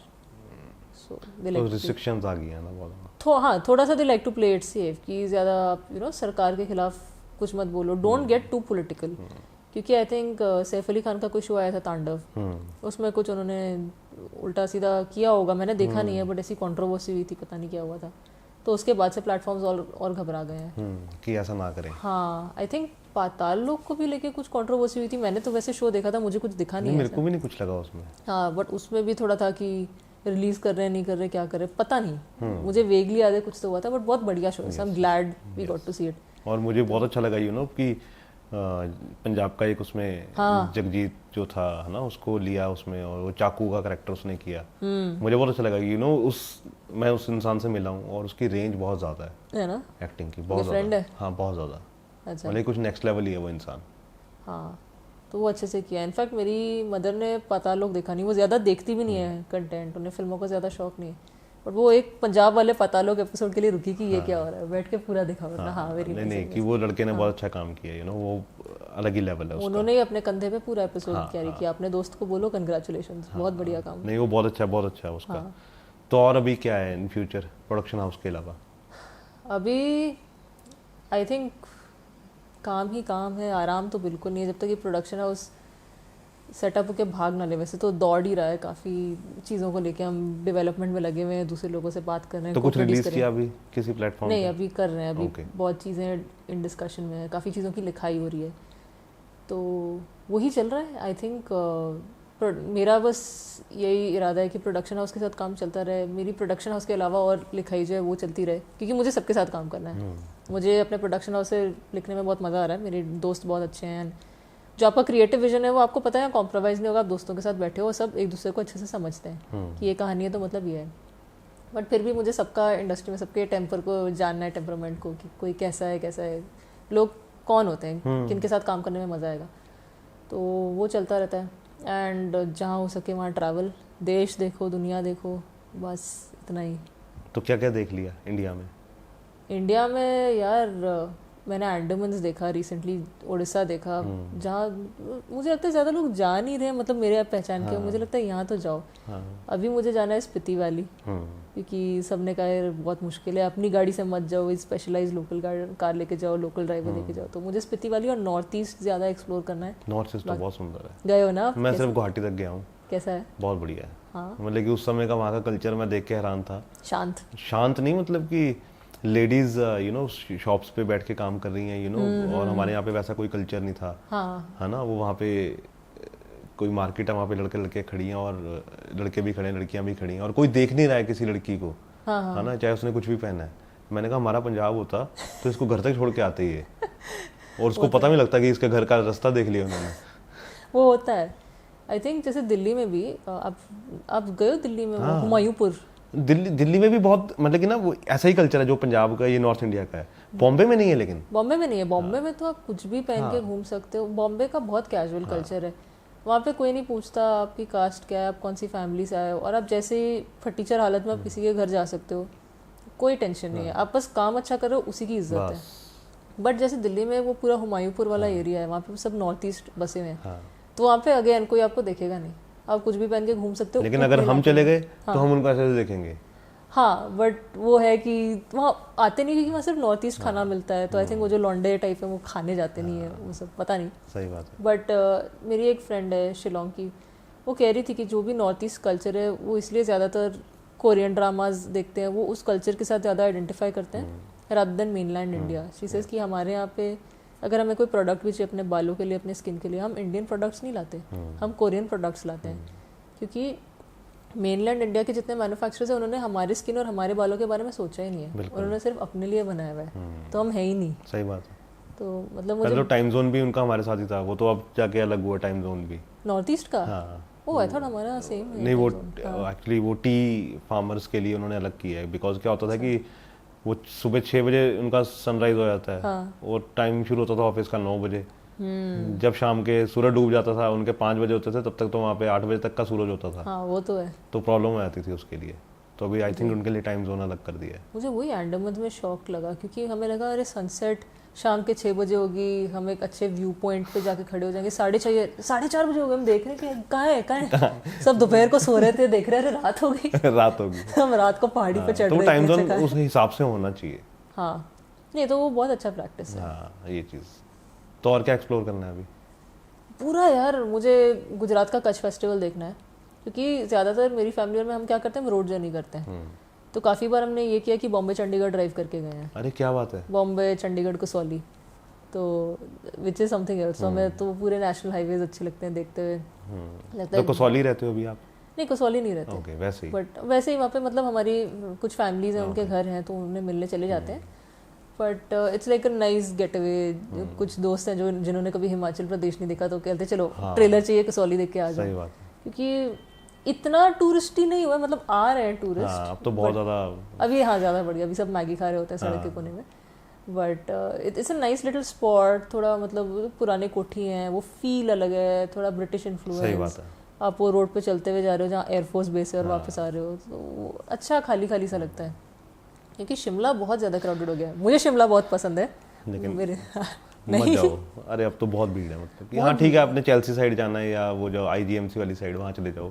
अच्छा। मतलब कि रिज पे नहीं, बहुत रश है। अभी तो मुझे लैंडस्लाइड्स की टेंशन होती है, इसलिए मैं पहाड़ों की तरफ देखती नहीं हूँ। मुझे मतलब कंसिडरिंग मुझे पहाड़ों से इतना डर है और मोशन सिकनेस होता है। बट शिमला मतलब एक था कि हाँ शिमला पसंद है, बट वहाँ पे इतनी वाटर शॉर्टेज है, इतना टूरिज्म हो रहा है, मतलब लोग और कहीं जाना ही नहीं चाह रहे। इतनी गर्मी में सब वहीं भाग रहे हैं। तो मैं इम्तियाज अली को मिला, पता है वहाँ पे। क्या शिमला में? हाँ मतलब कि वो लिफ्ट से, वहाँ पे लिफ्ट है ना। हाँ। तो वो लिफ्ट से ऊपर आ रहा था और मैं लिफ्ट से नीचे जा रहा था। तो वो भीड़ के अंदर ना कोई उसको मतलब कि शायद पहचाना या नहीं पहचाना लोगों ने। हाँ जी। लेकिन जब मैंने उसको देखा ना, मैं लिफ्ट से वापस हो गया और मैं उसको रोक के 10 मिनट बात की उससे। अरे क्या बात। और उस समय हाईवे रिलीज हुई थी और मैंने 6 बार हाईवे देख के आया था। क्या बात। तो मैंने उसको बताया ऐसे हाईवे देख के आया मैं, ये वो, तो बड़ा खुश हुआ वो।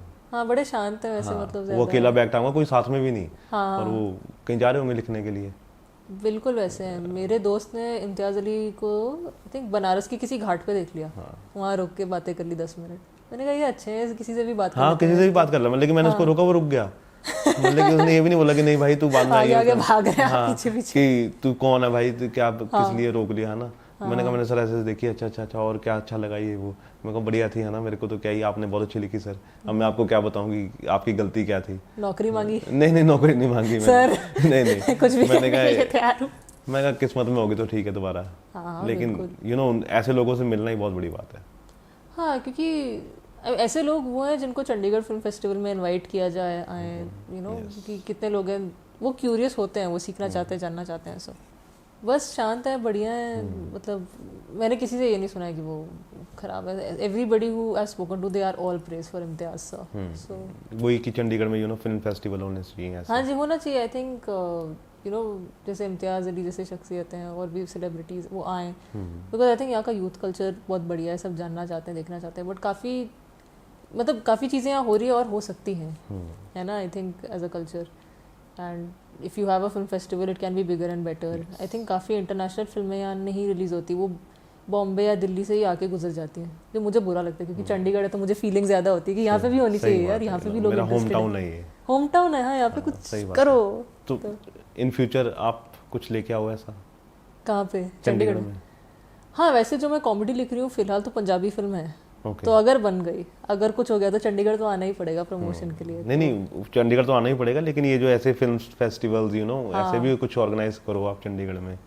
डेफिनेटली मैं सोचूंगी इस बारे में, क्योंकि ऑफ कोर्स फंडिंग वगैरह इन प्लेस चाहिए, बट जैसे स्टूडेंट स्क्रीनिंग्स होती हैं, कुछ होता है। बिकॉज यहाँ पे ना जो सिंगल स्क्रीन सिनेमा है ना, जैसे किरण है या जो पुराने सिनेमा हॉल्स है ना, उनको रिवाइव करना बहुत जरूरी है। बिकॉज आजकल मॉल कल्चर आ गया और मेरे को इतना बुरा लगता है ना जब मैं किरण के आगे से निकलता हूँ कि वो बंद पड़ा है ना, वहाँ पे फिल्म। अच्छा बंद पड़ा है? हाँ वहाँ पे कोई फिल्म नहीं लग रही है आजकल। बतरा जाओ तो कोई फिल्म नहीं लगी हुई है ना। वो सिंगल स्क्रीन कहीं भी नहीं चल रहे चंडीगढ़? नहीं कहीं भी नहीं चल रहे हैं। तो वो बिल्डिंग्स कितनी प्यारी हैं, है ना, किरण की और बतरा की या निर्माण, जब आप 32 में चले जाओ तो कितने प्यारे होते थे, है ना, वहाँ पे कुछ ना कुछ करते रहना चाहिए, चाहे वहाँ पे फिल्म फेस्टिवल ही करवा लो। और सिंगल स्क्रीन का मज़ा इतना है, लाइक बॉम्बे में बहुत कम बचे हैं लेकिन हैं। हाँ, जैसे बीच में एक अफवाह उड़ी थी, बॉम्बे में एक बहुत मशहूर सिंगल स्क्रीन है, रीगल सिनेमा। मराठा मराठा मंदिर तो है ही, बट रीगल सिनेमा वो सबसे पुराना, जब राजा हरिश्चंद्र आई थी, first ever Indian film to be made, वो वहीं स्क्रीन हुई थी रीगल सिनेमा में, तो इतनी पुरानी है। तो किसी ने कहा वो बंद हो रही है, तो लोग पागल हो गए कि नहीं हमारा हेरिटेज, इसे बंद मत करो। और एक और इरोस सिनेमा है, वो भी साउथ बॉम्बे में, बहुत पुराना, एकदम आर्ट डेको जमाने के स्टाइल में बना हुआ। वो वैसे ही होना चाहिए, मजा आता है देख के। उसको रेनोवेट करके एकदम बढ़िया शानदार खोला है, अच्छे बड़े बड़े पंखे वाले सिंगल स्क्रीन, एसी भी नहीं है, उतना सिंगल स्क्रीन। तो आई थिंक अगर फिल्म व्यूइंग कल्चर बढ़े तो मुझे एक मन करेगा कि बत्रा या किरण को रिवाइव करें, यहाँ पे ज़्यादा फिल्में करें, फिल्म फेस्टिवल्स करें। तो कभी सोचा नहीं मैं कैमरे के आगे आऊँ? नहीं, क्यों? वैसे ही ऐसे ही नहीं यार, एक्टिंग नहीं कभी सोचा कि? मुझे नहीं लगता मैं अच्छी एक्ट्रेस हूँ। ऐसा नहीं होता, जो लिखता और सोचता है ना, वो बहुत अच्छा एक्टर हो सकता है। मैंने आपको पहले भी बोला कि आपके एक्सप्रेशन बहुत अच्छे आते हैं कई बार बीच में, बोले कि वो बहुत अच्छे, तो आप कर सकते हो एक्टिंग। नहीं, ऐसा कुछ नहीं है। आई थिंक मैंने एक्टिंग की थी जब मैं जर्नलिज्म पढ़ रही थी, तो एक बार स्टेज पे, ऑल गर्ल्स कॉलेज था ना, तो ऑब्वियसली मुझे लड़का बना दिया क्योंकि मैं सबसे लंबी थी वहाँ पे। अच्छा। बाकी बटली बटली लड़कियाँ थी कि पंजाबी है तो इसको लड़का बना दो। लड़का बना दो। और वैसे भी प्ले कुछ ऐसा था कि सिर्फ 2 पात्र थे जो महिलाएं प्ले कर सकती थी, बाकी सारे बंदे। तो मुझे भी मूंछ लगा के बिग बना गया, I look like a very nice man. मैंने कहा बहुत ही हैंडसम हूँ यार, क्या क्या लग रही हूँ। तो वो मैंने एक एक्टिंग की, बट मुझे लगा कि ये इतना नेचुरली नहीं आ रहा, थोड़ा स्ट्रेस्ड फील कर रही हूँ, तो शायद ये मेरा ट्रू कॉलिंग नहीं है। जब अंदर से आवाज़ आए कोई घंटी, लेकिन वो बहुत पुरानी बात हो गई है।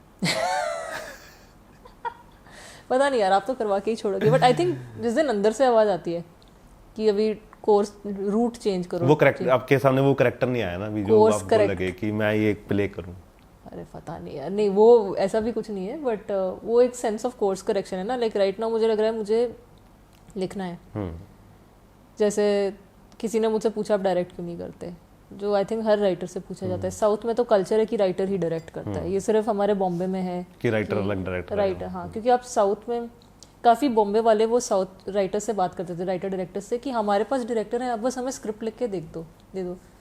तो साउथ राइटर कहता था क्यों, मैं डायरेक्टर हूँ, मैं मुझे दिख रहा है फिल्म, बिल्कुल मुझे पता है मैं क्या करूँगा, आप क्यों। तो इसलिए वो कोलैबोरेशन ठीक से हो भी नहीं पाता। तो बट मुझे लगता है कि नहीं, लिखो कोई और करे, क्योंकि डायरेक्शन में इतना ज़्यादा पचड़ा है, पीपल मैनेजमेंट है। तो अगेन अगर मुझे वहाँ से अंदर की आवाज़ है कि डायरेक्शन करो, एक्टिंग करो, तो देखते हैं। But as of right now मैं राइटिंग में बहुत खुश। लेकिन ये सब होगा, ये मेरे बिहाफ पे मैनिफेस्ट करें निखिल जी, मैं क्या करूँ। नहीं ऐसा, बिकॉज हम टाइम के हिसाब से वो कहते हैं ना कि हम इवॉल्व होते हैं, तो शायद आगे जाके जब थोड़ी सी टेंशनें कम हो जाएं प्रोडक्शन हाउस की, हाँ, तो एक्टिंग भी हो जाए और डायरेक्शन भी हो जाए। पता नहीं, फिर सारे जूनियर आर्टिस्ट का यूनियन आके मुझे मारेगा कि हमारे पेट पे लात मार रही है। नहीं ऐसा सुनना है, मतलब कि इतने सालों की स्ट्रगल के बाद अगर एक सीन कर रहे हैं तो बनता है इतना तो। नहीं देखो, बट आप एक्टिंग का सोच रहे हैं? नहीं सिर्फ राइटिंग और डायरेक्टिंग? अपने आप में को पता है कि अपनी शक्ल किसी ने नहीं देखनी, ऐसा कुछ नहीं है यार। आ रहे हैं एक से बढ़ के। नहीं जाकिर खान जैसे बोलते हैं ना, उसको पता है कि वो कह रहा मैं टिंडर पे भी लेफ्ट स्वाइप करता हूँ, कि पता मेरी शक्ल पे किसी ने राइट स्वाइप तो करना नहीं, तो इसलिए इज्जत बची हुई है लेफ्ट स्वाइप करके। बहुत लड़की आ रही होंगी, ऐसी बात नहीं ऐसा नहीं है, वो अब तो आ रही होंगी उसके पास, अब तो बहुत उसके जाकिर खान तो हाँ, तो पहले उसने जोक बनाया था कि टिंडर पे भी अपन लेफ्ट स्वाइप करते हैं कि अपनी वो तो अपनी करते रहेंगे रिलेटेबिलिटी के लिए, जो बहुत अच्छा काम कर रहे हैं। नहीं तो आप सिर्फ राइट और डायरेक्ट करना चाह रहे हैं, और कुछ नहीं। चलो, और फोटोग्राफी बस। हाँ, अच्छा, वो भी करते हैं आप? हाँ, तो वो चीज़, ये 3 चीज़ें हैं जो मेरे को एक्सप्लोर करनी है अपने अंदर, बाकी कुछ नहीं है। नहीं ये चीज़ इतने में ही उम्रें निकल जाती हैं। हाँ, इतने में ही निकल गई, अभी तो ये सोचने में कि अच्छा ये भी कर सकते हैं। हाँ, वो तो है। और इतनी ही बची है बस, इससे पता नहीं इतनी बची है, इससे कम बची है।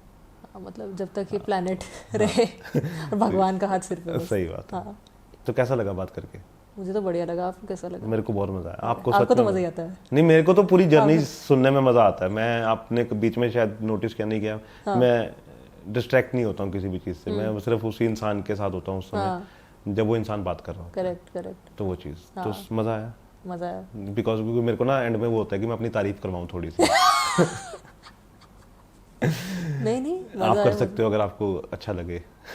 क्या करना है मुझे? 10 और 10 रेटिंग देनी है, एक फीडबैक फॉर्म आएगा? नहीं ऐसे फीडबैक नहीं, कुछ भी आप बोल सकते हो कि कि हाँ मेरे को अच्छा लगा ये वो। नहीं, हम कितनी देर से बातें कर रहे हैं? 2 घंटे हो गए? नहीं ऑलमोस्ट होने वाले हैं। 150 मिनट्स तो हो चुका है ये इंटरव्यू। ये ऑलरेडी एक फीचर फिल्म बन चुका है जो बत्रा में रिलीज कर सकते हैं और लोग आके देख सकते हैं। सही बात है। तो थैंक यू सो मच और Thank you, I hope Nikhil कि जी। जो भी आपकी चीज़ें हैं वो सब पूरी हों और आपका प्रोडक्शन हाउस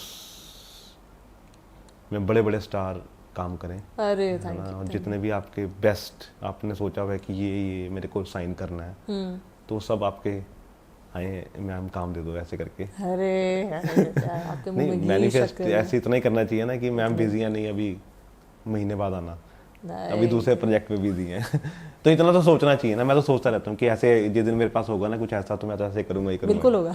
कहीं कहीं ऐसे करना ही करना लाइन है। लगी हुई है लोगों की, कतार लगी हुई सही है, बात सब है, अभी वेट बाद कर में रहे हैं। आएंगे तो थैंक यू सो मच और थैंक यू निखिल। सच में आपकी जितनी भी बकेट लिस्ट में चीज़ें हैं सब पूरी हों और आप स्पीति वैली जो आओ बाई कार। बाइक पे नहीं नहीं जाते हैं लोग। बाइक पे जाना है आपने वैसे? नहीं हाँ मतलब नहीं, कि मुझे तो आती है डर चलानी? लगा। लोग जाते हैं बट लोगों ने शिकायत की कि सड़क इतनी अच्छी है नहीं। उससे क्या डरना, तो वैसे चलानी आती है नहीं, वैसे तो नहीं चलानी आती। फिर पीछे बैठ के चले जाना, फिर क्या टेंशन। वो उसी के भरोसे हो ना फिर मैं। हाँ तो क्या हो गाड़ी गया? तो फिर भी वो मैं अच्छा चला लूंगी। ट्रेन बंदा लेके जाना, उसको बोलना पहले भाई बता तू कितनी बार गया है ठीक है डन। हाँ फिर जाना, क्योंकि बिकॉज वो जो रोड का ट्रिप है ना वो बड़ा मजेदार है। हाँ वो तो है। बाय एयर तो क्या ही मजा आएगा। नहीं बाय एयर नहीं, रोड से ही जाना है। But I was thinking car शायद हाँ, थोड़ा कार भी चक्कर ठीक है। है। पीठ ना रह जाए ना, वही हाँ, टेंशन ये है। भी बाइक है। बाइक वालों की हाँ, पीठ रह जाती है। जो गए हैं स्पीति वैली, जितना मैंने सुना नहीं वो कुछ बढ़िया आप नहीं बैठ सकते यार, 100-150 किलोमीटर के बाद आपकी पीठ खराब हो जाएगी, मतलब कि ज्यादा नहीं तो 50 के बाद भी हो जाती कहीं होंगे तो। हाँ वो तो है। ये तो है। आप गए हो नहीं ना कहाँ पे? स्पीति वैली? मैं कभी ना जाऊँ स्पीति वैली की, मतलब कि इतनी दूर कौन जाए, मैं शिमला तक ही ठीक है इतना आप फ्लाई करके जा रहे हो? हाँ मतलब कि कभी लद्दाख में जाना तो मैं फ्लाई करके चला जाऊँ, मतलब कि ऐसे कोई वो शौक नहीं है कि बाइक पे जाना है। हाँ नहीं वो तो है। हाँ मतलब कि गाड़ी में ठीक है। That is a wise decision. हाँ मैं भी फ्लाई करके ही पहुंचूँ। तो thank you so much Thank और you, आई होप निखिल। हम दोबारा मिले जब आपका प्रोडक्शन हाउस बहुत सारी फिल्में कर रहा हो। और ये भी आपकी पंजाबी कब तक हो जाएगी? पता नहीं, मैंने तो लिख ली, ओके अभी स्क्रिप्ट लिखनी है, कहानी तो पूरी तैयार है, ओके। और आगे होगा तो देखेंगे। तो उसके बाद भी हम मिलें और दोबारा बिल्कुल। यहाँ से आगे की जर्नी का डिस्कशन करें। हाँ बिल्कुल done. Thank you so much. Thank you Nikhil. Thank you.